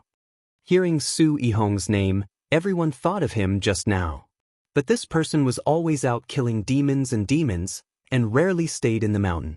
Now that he had opened a house in Xinjiang River and was recruiting disciples, it was even rarer to see him. They did not expect that he would come to this competition. The disciples couldn't help but be excited. This person was famous, and they couldn't help but want to see how strong he was. After Su Yihong entered the field, he looked up, and his eyes moved to the 8th peak. He glanced at Luo Qingyu's face and then passed by. Luo Qingyu had already left the arena, and if they were to fight again, they would have to wait until the next day. However, he would be able to spar with the disciples of his sect, and he had no interest in doing so. He turned his gaze and looked at Zhuang Bufan. The surrounding disciples couldn't help but feel nervous. No matter how they thought about it, Su Yihong could only challenge Zhuang Bufan to a duel. As for Qi Yuntian, no one dared to challenge him. Even if the other 9 disciples joined forces, they wouldn't necessarily be his opponent. Sure enough, Su Yihong's eyes were fixed on Zhuang Bufan's face. Some of the disciples' palms were already sweating. The battle just now had shocked them. If Zhuangbu Fan entered the field, what kind of fierce battle would the two of them have? Zhuangbu Fan's eyes looked down, and a cold light flashed in his four pupils. To everyone's surprise, Su Yihong's lips curled into a mysterious smile. He then shifted his gaze away and turned around to look at the other peaks. His action confused the crowd, and they couldn't understand. What was this person trying to do? Was he trying to compete with the disciples of the aristocratic families? Was he crazy? Su Yihong's eyes swept past Huaxian, Dudu, Xiaosha, and finally stopped on the 7th peak's Han Sui. She was the only female cultivator among the top 10 disciples. She was beautiful, and her skin was smooth like jade. Her body was graceful, but there was a hint of bitterness in her eyes, and she looked weak and weak. Su Yihong sighed in admiration and said, "She is a beauty." His words were bold and frivolous, especially to one of the top 10 disciples. Everyone was stunned and speechless. However, Han Sui didn't get angry when she heard this. She just looked at him and calmly said, "Nephew Su, you flatter me." Su Yihong laughed out loud and tugged at his outer robe, revealing his golden aquatic dragon chainmail. He turned his head around and looked towards the 9th summit.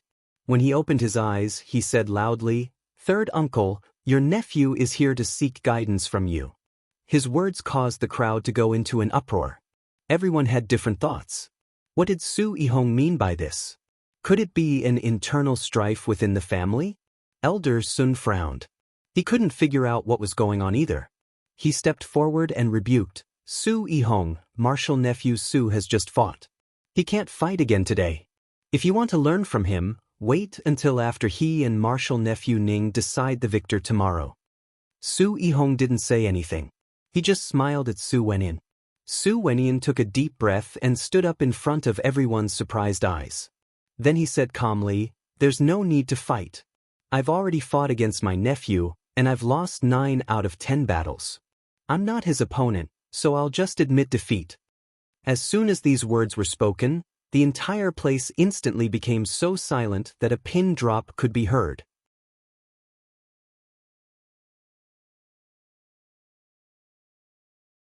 Chapter 331. Su Wenyan admitted defeat on the spot. Many of the disciples present were stunned for a moment and could not react. However, in the eyes of a discerning person like Zhang Yan, the aristocratic family's wishful thinking was almost obvious. Ning Chongxian and Su Wentian's previous battle ended in a draw. However, if they wanted to determine the winner, they would need to fight again. But now, Su Wentian admitted that he was not as good as his nephew. If Ning Chongxian wanted to win the 8th peak's ranking, he would have to fight Su Yihong. Su Yihong came prepared. Everyone only knew that he was a strength path cultivator, but no one knew what he was capable of. However, he had seen a lot of information about Ning Chongxian. If they fought in a hurry, the chance of winning was not very high. This time, the aristocratic family's move could be said to be a surprise attack. They had made their move at a crucial point. Chapter 68. Double pole star magnetic light. If the bipolar star magnetic light kept Ning Chongxian out of the game, they would have achieved their goal. The top 10 disciples could still maintain the original situation until the next competition, and the aristocratic family would still have the upper hand on the surface. At this time, some of the disciples present just now, they were slowly figuring it out. However, at this moment, Su Yihong shook his rod, and a whistling sound rang out. He held it horizontally in front of him, and his whole body was surging with fighting spirit. He shouted, "Ning Chongxian, do you dare to fight me tomorrow?" His move could be said to be pressing forward step by step, not giving the master and disciple any time to react. As soon as these words came out, everyone's eyes were focused on Ning Chongxian. Ning Chongxian was naturally not afraid. He raised his eyebrows and was about to say yes, but at this moment, a boy riding a crane flew in the air and said in a clear voice, "Senior brother Ning, the immortal has ordered you to meet him quickly, without delay." Ning Chongxian was silent for a moment, then said in a clear voice, "This disciple will obey master's order, and dare not disobey." After saying that, he didn't say another word and turned into a long smoke as he followed the boy riding the crane. Seeing Ning Chongxian leave, Su Yihong just snorted and put away the divine weapon in his hand. If it was another person here, he would definitely open his mouth to mock him, but although he cultivated the strength path, he did not know the 68th chapter. The magnetic light of the bipolar star was not a reckless man. He knew that his words were just for a moment of pleasure, and could easily incur the hatred of Sun Jinren. He would never do such a stupid thing. Zhang Yan nodded. Sun Jinren's move was timely. If Ning Chongxian were to accept the challenge now, he would fall into the trap of the aristocratic families. However, if he did not accept the challenge, it would be seen as a cowardly move in the eyes of outsiders. Therefore, no matter what choice he made, it would be inappropriate. However, since the teacher had summoned him, the disciple certainly had to obey. At most, some people would criticize him, but no one would blame Ning Chongxian. Elder Sun watched as Ning Chongxian left. He rode a cloud to the front and shouted, "Su Yihong. If you don't have anyone else you wish to seek advice from, you can leave for now. We'll talk again tomorrow." Su Yihong smiled proudly. He stepped on the turbid cloud and flew towards the 8th peak. He actually walked in an extremely straightforward manner. He knew very well that he was only here for Ning Chongxian. What he did today had disrupted the original plan of the master and disciple. At this moment, he should stop while he was ahead. If he still did not know when to stop, he would probably force him to turn against him. At this moment, even the slowest of the disciples present could tell that there was a confrontation between the master and disciple lineage and the celestial sect of wonders. Those who originally wanted to show off their skills in the large competition were now hesitating, afraid that they would accidentally step into this pool of muddy water. However, a bright light appeared in Zhang Yan's eyes. Although the situation in front of him was unexpected, it was much better than what he had originally calculated. A strong feeling told him that his chance had come. Therefore, just as everyone was worried and did not dare to step forward, he decisively descended from the clouds and turned into a swift sword light, flying towards the arena. In the mountain pavilion, the veiled woman immediately stood up when she saw Zhang Yan enter. She stretched out her hand to push Huang Fuzhou and reminded him in a low voice, "Senior brother Huang, it's your turn. Don't forget what Jinren said earlier. You must stop this person." Huang Fuzhou snorted and nodded. He did not hesitate anymore.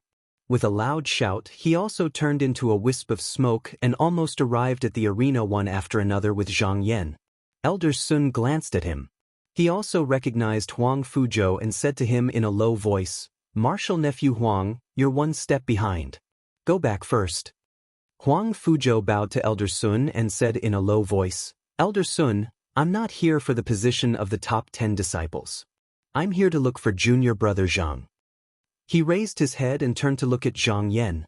His eyes were calm as he cupped his hands and said, "Ever since I came out of seclusion, I've heard of junior brother Zhang's reputation in the sect. I'm here today to learn from junior brother Zhang. I hope you won't be stingy with your teachings." Zhang Yan was surprised at first, then he smiled nonchalantly. Although he had never met Huang Fuzhou before, since he had come here, there was no need for him to know Huang Fuzhou's goal. He only needed to go all out. Thus, he cupped his fists and returned the greeting. His words were also polite as he said, "What is this senior brother saying? The sect's grand competition is originally for disciples to prove their strengths and weaknesses. Since this senior brother is interested, I dare not accompany you." Huang Fuzhou nodded and didn't say anything further. He took a few steps back before his body shook lightly. He didn't seem to make any movements, yet numerous rays of light that were like shooting stars flew out from behind him. Every single one of them was shaped like a shuttle, and they filled the space in an area of 30 m around him.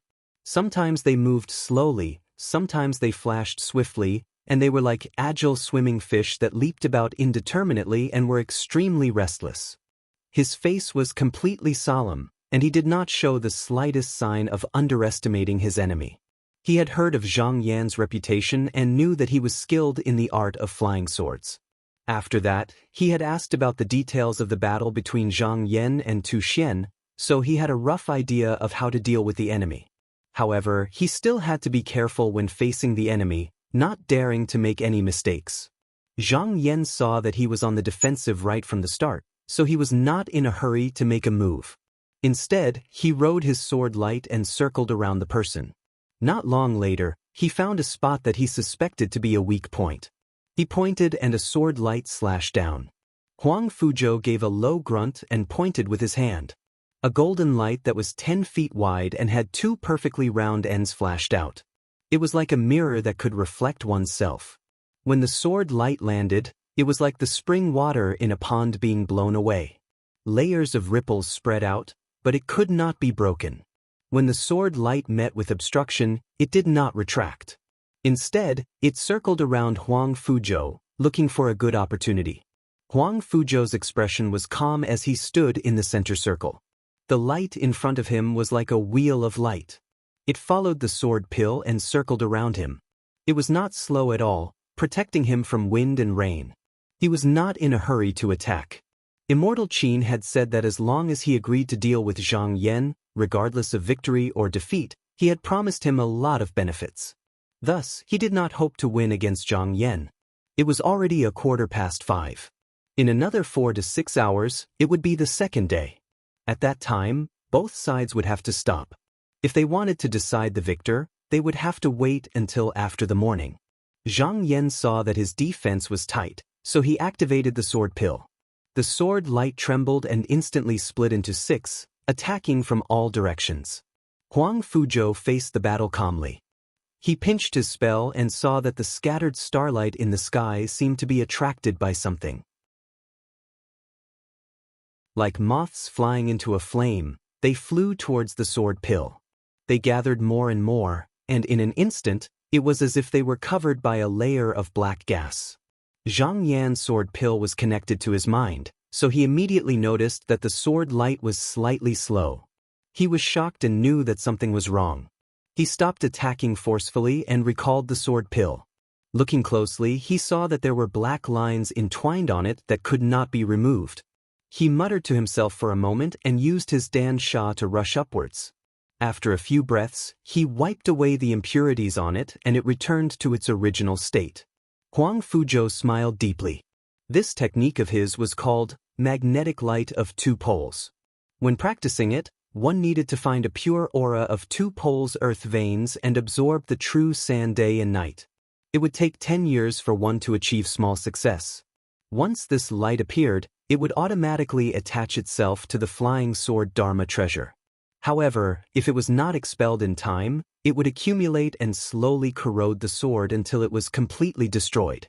Furthermore, it would increase the power of the magnetic light. It was a technique that gave sword cultivators the most headaches. When Luo Yuanhua fought with him, he did not guard against this magnetic light and the sword pill in his hand was almost destroyed. After that, he used a long time and just now, he was able to slowly remove it. Now that he came out of seclusion, his technique had improved to a higher level. He already had some understanding on how to deal with sword cultivators. This was where his confidence came from. Because of this, he was also very confident that as long as these 4 hours passed, he would be able to deal with today. After Zhang Yan circled around a few times, he also saw through his opponent's goal. He smiled and suddenly, a spiritual light flashed in his hand and he tossed an item into the air. This item had eyes in the front and back, and its head and tail were both sharp. The moment it appeared in the sky, it turned into a flickering shadow and pecked downwards. A disciple in the field exclaimed, "5 spirits white carp shuttle."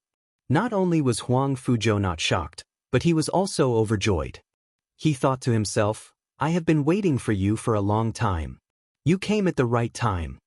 The woman who was watching the battle from the cliff couldn't help but stand up, her face filled with joy. Huang Fuzhou shook his sleeve and threw out a magic treasure that was as black as ink.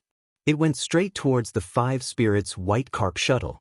This item was called Bag of Shame, and it was given to him by perfected person Qin. Once the 5 spirits white carp shuttle was wrapped by it, unless someone from the heavenly abode helped to resolve it, it wouldn't be able to be used within 7 days. Before Huang Fuzhou came here, perfected person Qin told him that it didn't matter who won or lost. As long as he found an opportunity to trap Zhang Yan's magic treasure, it would be considered a success. Based on Huang Fuzhou's previous thoughts, if Zhang Yan couldn't break through after a long time, he would definitely use this treasure. Now, it was as he expected. Who knew that just as the bag of shame flew out, Zhang Yan laughed coldly and a ray of light flew out from between his brows. It attached itself to the treasure and instantly froze it in the air, unable to advance or retreat. As for the five spirits' white carp shuttle, it was unstoppable and rushed down without hesitation. Huang Fuzhou didn't expect such a change and couldn't help but turn pale with fright. He hurriedly turned into a ray of light and escaped. However, the spirit shuttle chased after him relentlessly and caught up to him in an instant. His forehead was covered in sweat and he threw out a jade tablet, hoping to block for a moment. However, the spirit shuttle gently pecked at it and it turned into powder in the blink of an eye. Huang Fuzhou couldn't care less and could only dodge in the field. He kept throwing out the treasures in his hand, but they were all pecked by the spirit shuttle one by one. In the end, there was nothing left to block. He hurriedly shouted, "I admit," however, before he could finish speaking, he saw a flash of brilliance, consecutively breaking through several protective magnetic lights, and pierced through his shoulder.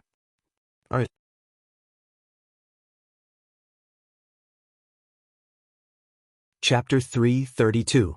Sipped, equals. Placid equals 3274. After piercing through Huang Fuzhou's body, the shuttle made a turn in the air and turned back, as if it was going to peck down again. Huang Fuzhou's face immediately turned pale. Although this magic treasure was not a killing treasure and would not take his life, he could not stand steadily. If he relaxed even a little, he would fall off the cloud. If he was injured again, the result would be very difficult to say. At this critical juncture, a streak of sword light shot out from the side and shook the spirit shuttle back a little. Elder Sun shouted loudly, "Zhang Yan, you've won this round. Hurry up and stop." Zhang Yan smiled. With a wave of his hand, the spirit shuttle disappeared into his sleeve in a flash. Following that, another ray of clear light flew over and disappeared into the space between Zhang Yan's eyebrows. He cupped his fists and said, "Senior Martial Brother Huang, thank you for letting me win." Huang Fuzhou was injured by the five-spirit white carp, but he was still stubborn. Although he was covered in blood, he didn't make a sound. He looked at Zhang Yan with a complicated gaze and finally said, "Junior Brother Zhang, the road ahead is bumpy. You must be careful." The tone of this sentence was flat, and it was hard to tell whether it was a kind reminder or a hidden warning. Zhang Yan just smiled indifferently. All along the way, he'd experienced countless storms of blood and great waves, and his disposition was firm. It wasn't something that mere words could shake him, so he naturally didn't mind it at all. Huang Fuzhou cupped his fists towards Elder Sun before covering his wound and retreating. When he reached the mountain pavilion, his originally straight body began to tremble. Because his lungs were injured, blood flowed from the corner of his mouth as he staggered. At this moment, a fragrant wind assaulted his nostrils, and a slender hand stretched out.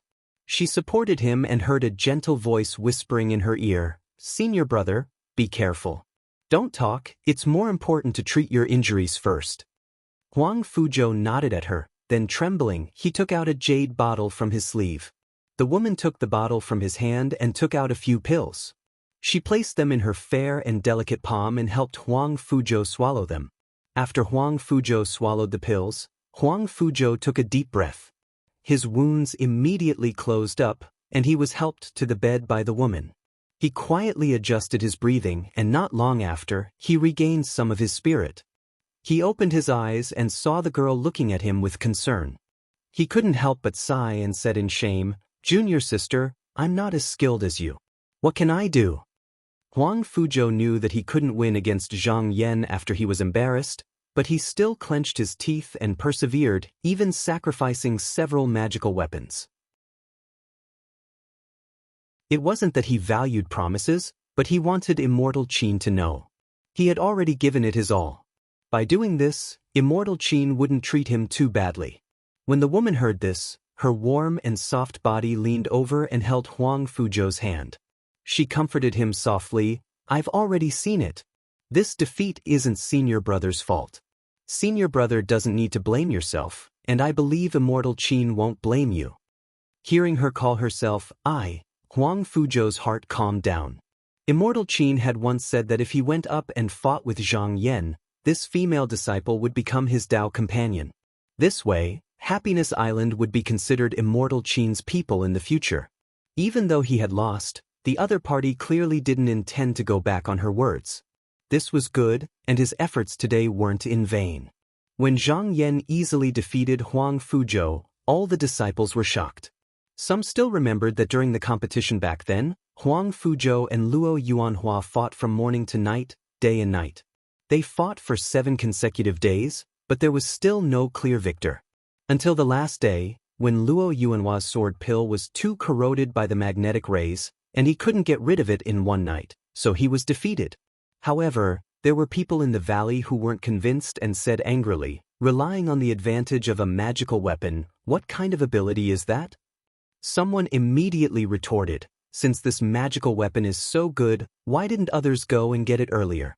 Why did it have to be senior brother Zhang who used it? I don't really understand, please explain it to me, senior brother. That person was instantly speechless. At this moment, everyone else was paying attention to Zhang Yan's actions. After his core became first grade, it could be said that everyone knew about him. Therefore, no one thought that he would retreat after the battle with Huang Fuzhou. He would definitely seek advice from one of the top 10 disciples. Many disciples were guessing in their hearts, not knowing who he would choose from on the peak. Zhang Yan already had a plan in his heart. He came to the front of the 5th peak on a cloud, looked up, and shouted loudly, "Xiao Sha." It was just 2 short words, but his voice shook the surroundings, causing a series of rumbling echoes on the 10 peaks, which lasted for a long time. Xiao Chua stroked his long beard, a cold light flashing in his eyes. Zhang Yan directly called his name, which clearly showed that he didn't take him seriously. Although his expression didn't change, there was a faint anger rising in his heart.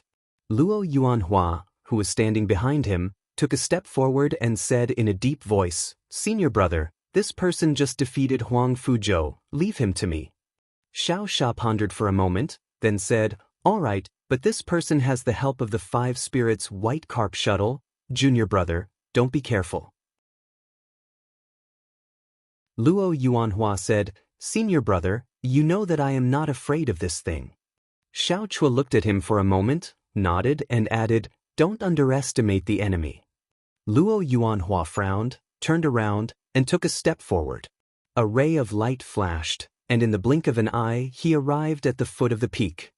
He stood in front of Zhang Yan and said in a deep voice, "If you want to see senior brother Xiao, you have to go through me first."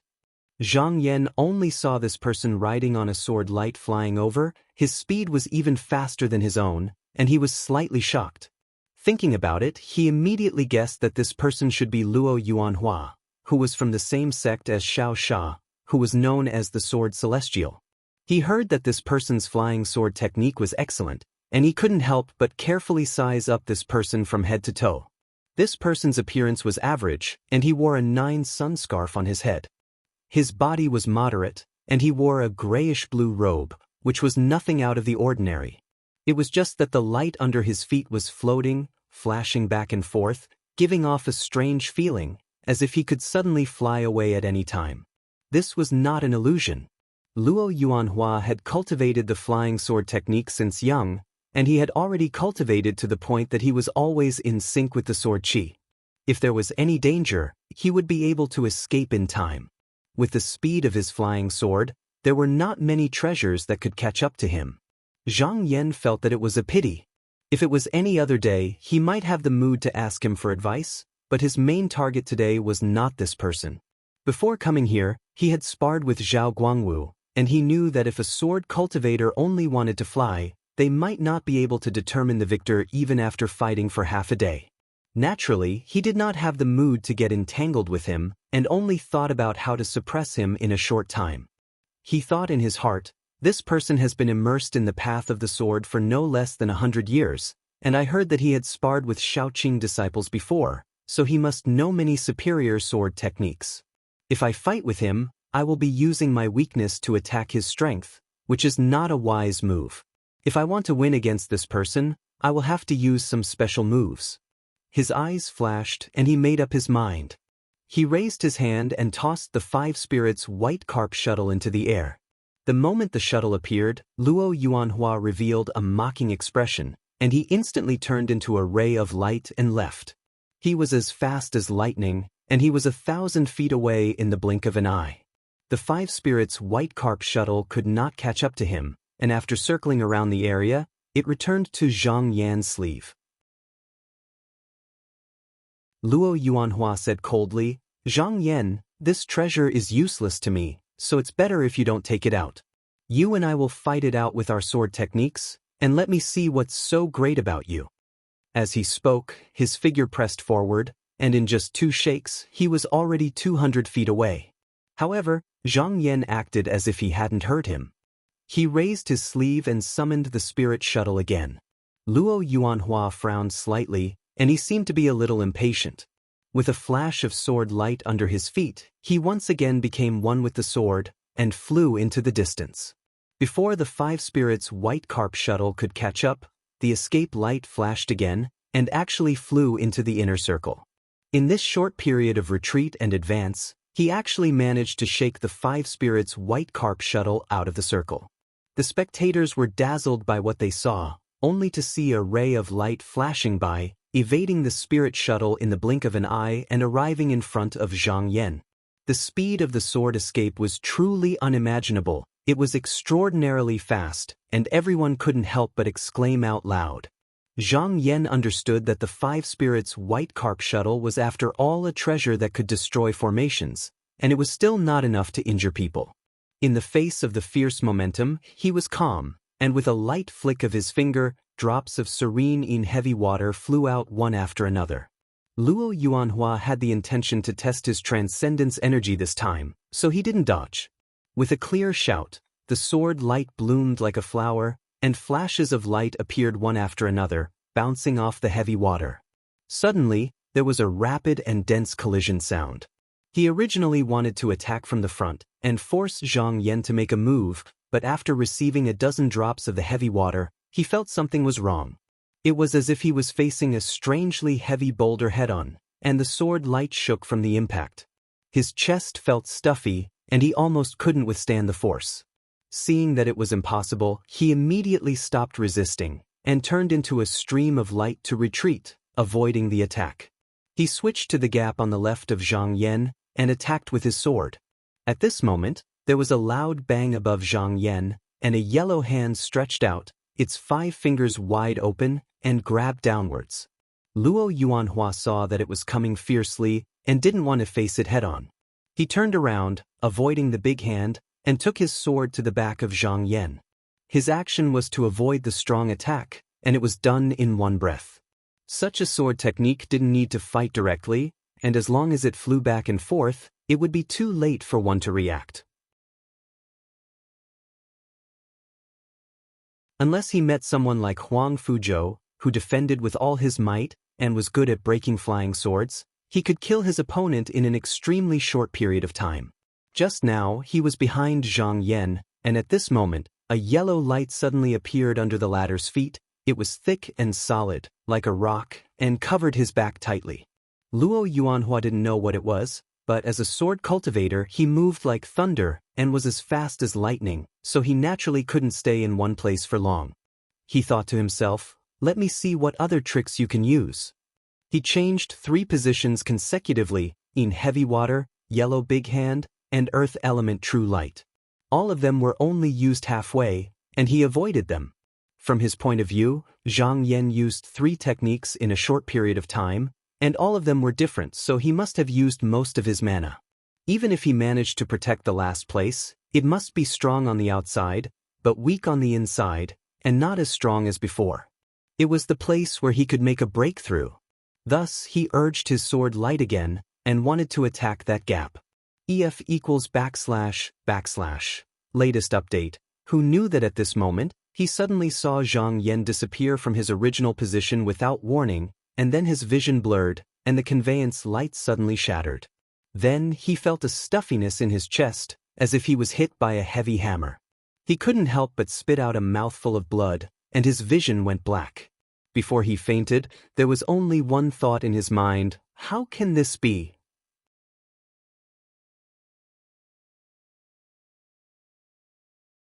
Chapter 333. The disciples only saw Zhang Yan suddenly disappear, and when he reappeared, the sword light that Luo Yuanhua had transformed into had already shattered, and he fell to the ground with blood spurting out of his mouth. Fortunately, Elder Sun saw that the situation was not good and acted in time to catch him.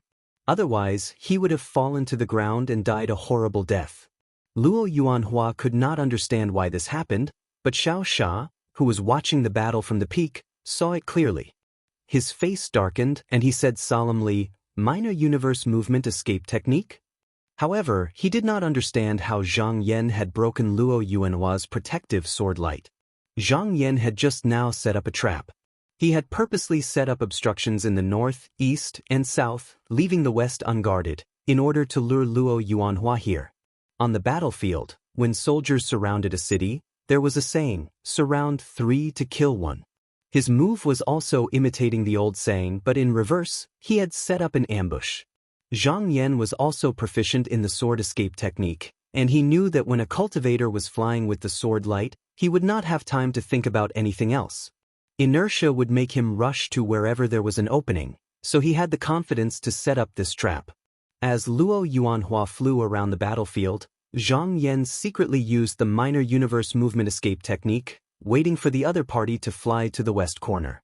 As expected, Luo Yuanhua saw an opening and came over without hesitation. He could not be blamed for this. Usually, he had the sword escape technique to open the way, and even if there was an accident, he could block it in time. However, when he encountered Zhang Yan, he could not be judged by common sense. Almost at the same time that Luo Yuanhua flew, Zhang Yan used the escape technique and flew out in an instant, blocking the other party's path. The earth element true light on his body shattered the escape light on the spot, severely injuring him. Elder Sun carried Luo Yuanhua and threw him to the 5th peak. He did not need to say anything more. The result of this battle was obvious. Xiao Sha snorted. With a wave of his hand, 2 disciples came forward and took the unconscious Luo Yuanhua back. A disciple took out a pill and dissolved it in water. He then brought a golden cup over, pried open Luo Yuanhua's lower jaw and fed it to him. After waiting for a while, Xiao Sha saw that he was still unconscious and did not seem to be getting better. It was obvious that his injuries were extremely severe and he had almost lost his life. He couldn't help but shake his head. He had already warned Luo Yuanhua not to underestimate his opponent. But when they fought against each other just now, he could tell that his junior brother was showing off a little. He even wanted to force Zhang Yan to use his sword to fight against him, but in the end he was careless and lost on the spot. Many of his high-tier sword techniques were countered before he could even use them. Fortunately, this was only an inner sect competition. If he were to fight with the demons outside, he would probably die an unjust death. Xiao Sha turned around. As he looked down, he looked at Zhang Yan with a solemn expression. Although the minor universe shifting escape technique was only a minor divine ability in the sect, it was derived from one of the 12 divine abilities, the 5 elements escape technique. There were only a few people in the sect who knew how to use this technique. Among the top 10 disciples, only Qi Yuntian knew how to use it. Therefore he was suspicious. Zhang Yan was likely a chess piece pushed out by the master and disciple, or at the very least, he had Qi Yuntian's support. If that was the case, he needed to be careful. Who knew if the other party still had some hidden means to fight against him? After Xiao Sha finished thinking, he shook his sleeves and stood up from the flying chariot. He slowly walked to the bottom of the mountain and stared at Zhang Yan. He slowly said, "Junior brother Zhang, I heard that one of my nephews has fallen into your hands. I want to make a deal with you. If you win today, then there is no need to mention anything else. If I win by luck, then I ask you to return my nephew to me. How about it?" Xiao Han was captured by Zhang Yan. As an elder of the clan, he had to ask about it. He couldn't pretend that he didn't know anything. Zhang Yan pondered for a moment, then nodded and said, "Since senior brother Xiao has spoken, then, regardless of the outcome of this battle, I will release Xiao Han after the grand competition." Xiao Sha hadn't thought that Zhang Yan would agree so readily, but it was good that he was able to release them. This could also be considered as an explanation to the clan. As for whether or not they had suffered any injuries, it was not within his consideration. He cupped his hands and said, "Junior brother Zhang is very generous. This elder brother thanks you in advance." Zhang Yan smiled faintly and cupped his hands in return. "I don't dare, senior brother Xiao is too polite." Xiao Sha stroked his long beard and said with a smile, "Junior brother Zhang, since you want to ask me for advice, I will agree. However, you have already fought 2 battles, so I won't take advantage of you. How about this, I will stay here for half an hour and let you attack me. If you can injure me, then you win. What do you think?" As soon as these words came out, the disciples below whispered to each other and exclaimed in surprise, "Senior brother Xiao is so bold." Zhang Yan raised his eyebrows. When he saw Xiao Sha's eyes flicker slightly, he immediately knew what he was thinking and couldn't help sneering inwardly. Xiao Sha wasn't afraid of taking advantage of him. It was obvious that he recognized Yang Kai's minor universal shifting escape technique and was afraid that if they fought, Yang Kai would use this divine ability to evade and fight. If that happened, even if he couldn't defeat Yang Kai, he would at least be able to drag the fight to a draw. At that time, it wouldn't look good on him. Zhang Yan's guess was correct. Xiao Sha was indeed thinking this way. He thought that Zhang Yan had the help of the sword escape technique as well as the minor universal shifting escape technique. If Zhang Yan kept dodging, Xiao Sha wouldn't have a suitable method to take him down. If it were someone else, it wouldn't be a big deal. This escape technique consumed a lot of pill essence chi. At worst, he would just drag it out a few more times before running out of energy. However, Zhang Yan's pill essence chi was still at the 1st grade. His pill essence chi was vigorous and long, like a bottomless pit. It was difficult to see the whole picture. Wanting to exhaust it in 2 to 4 hours was undoubtedly wishful thinking. It must be known that if Xiao Sha was forced to a draw by Zhang Yan, not only would he lose face, but the aristocratic family's disciples behind him, such as Han Sui, Su Wenian, and Fang Zhenlu, would also be questioned and criticized. Their reputations would be tarnished, which was why he came up with this idea. At first glance, it seemed that he was at a disadvantage, but in fact, he was restricting Zhang Yan's escape technique divine ability and eliminating his greatest advantage. If Zhang Yan used all his methods and still couldn't defeat him, who would say that he was inferior to Zhang Yan? They would only say that he was magnanimous and didn't compete with the younger generation. Among the 10 grand disciples, Xiao Sha valued his status and face the most. He especially cared about his reputation. Normally, when he sat or slept, he would have an extraordinary appearance. If he could not only defeat Zhang Yan, but also win praise, that would be the best. Zhang Yan thought for a moment, then smiled and said, "Senior brother Zhao's idea is not bad. It will reduce the fierce murderous aura, and we can avoid hurting the harmony between our fellow disciples. However, you and I are competing fairly in front of our fellow disciples, so we should return the favor." Xiao Sha said, "Oh, then what does junior brother think? How will it be considered returning the favor?" Zhang Yan smiled faintly and said, "Junior brother, I will also stand here. The time limit is half an hour.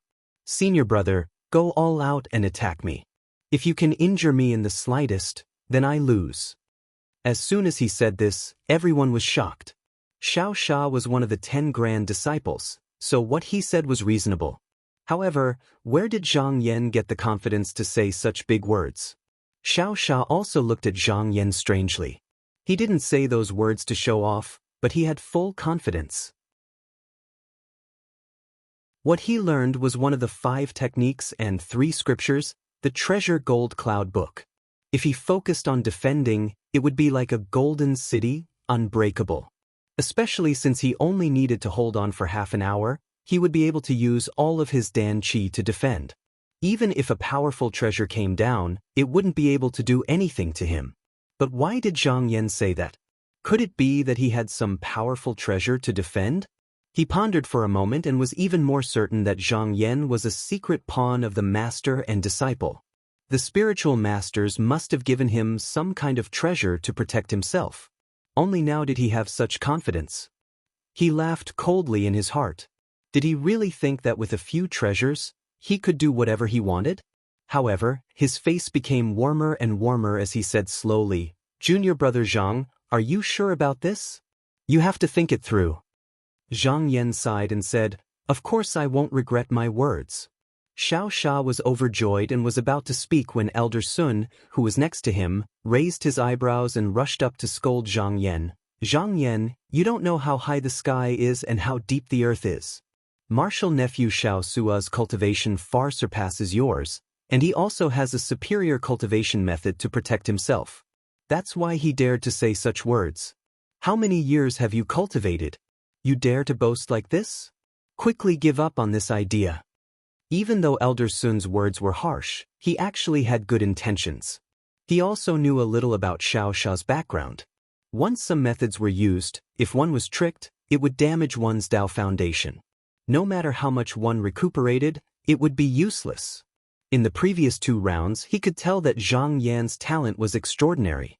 Furthermore, he had formed a first-grade Dan and was quite promising. If he waited another 24 years, he might even be able to snatch the position of the 10 great disciples. However, at this moment, he felt that Zhang Yan was still lacking and needed more training.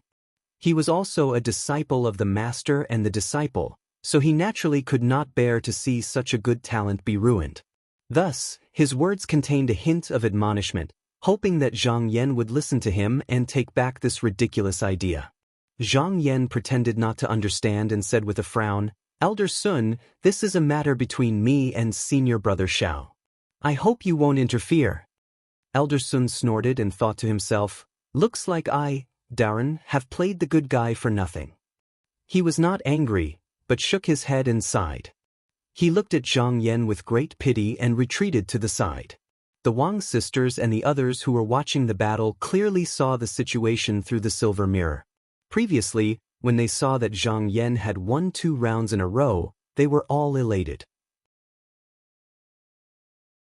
Now that their master was going to fight Xiao Sha again, they naturally held their breath and watched nervously. But after hearing the words of Zhang Yan and Xiao Sha, they did not feel anything, but Qi Mingjiao's expression changed greatly. She stamped her foot and said anxiously, "Not good, how can martial Uncle Zhang be so unwise?" The Wang sisters jumped in fright. Lu Yenny's heart also tightened, but she maintained a calm face and said, "Senior Sister Qi, what's wrong?" Qi Mingjiao's expression was solemn. She took a deep breath and said in a deep voice, "You don't know, but Xiao Sha is proficient in a remarkable ability called 9 Mountains Voiceless Sound. This is one of the 12 remarkable abilities of the sect. If this sound is released, rivers will break, clouds will stop, eagles and geese will fall, and mountains will collapse." That day, this person relied on this technique to shatter a mountain into powder. Those who fight with him, if touched by this remarkable ability, will immediately have their bones and tendons broken and their abdomens pierced. There has never been an exception. You're tuning in to the Passion Pages YouTube channel. We're so grateful for your support, and don't forget to subscribe to join us on this incredible journey through captivating stories. Your generosity through donations truly makes a world of difference, as it's the primary source of revenue that allows me to expand and enhance this channel for you. Thank you from the bottom of my heart for being a part of this adventure.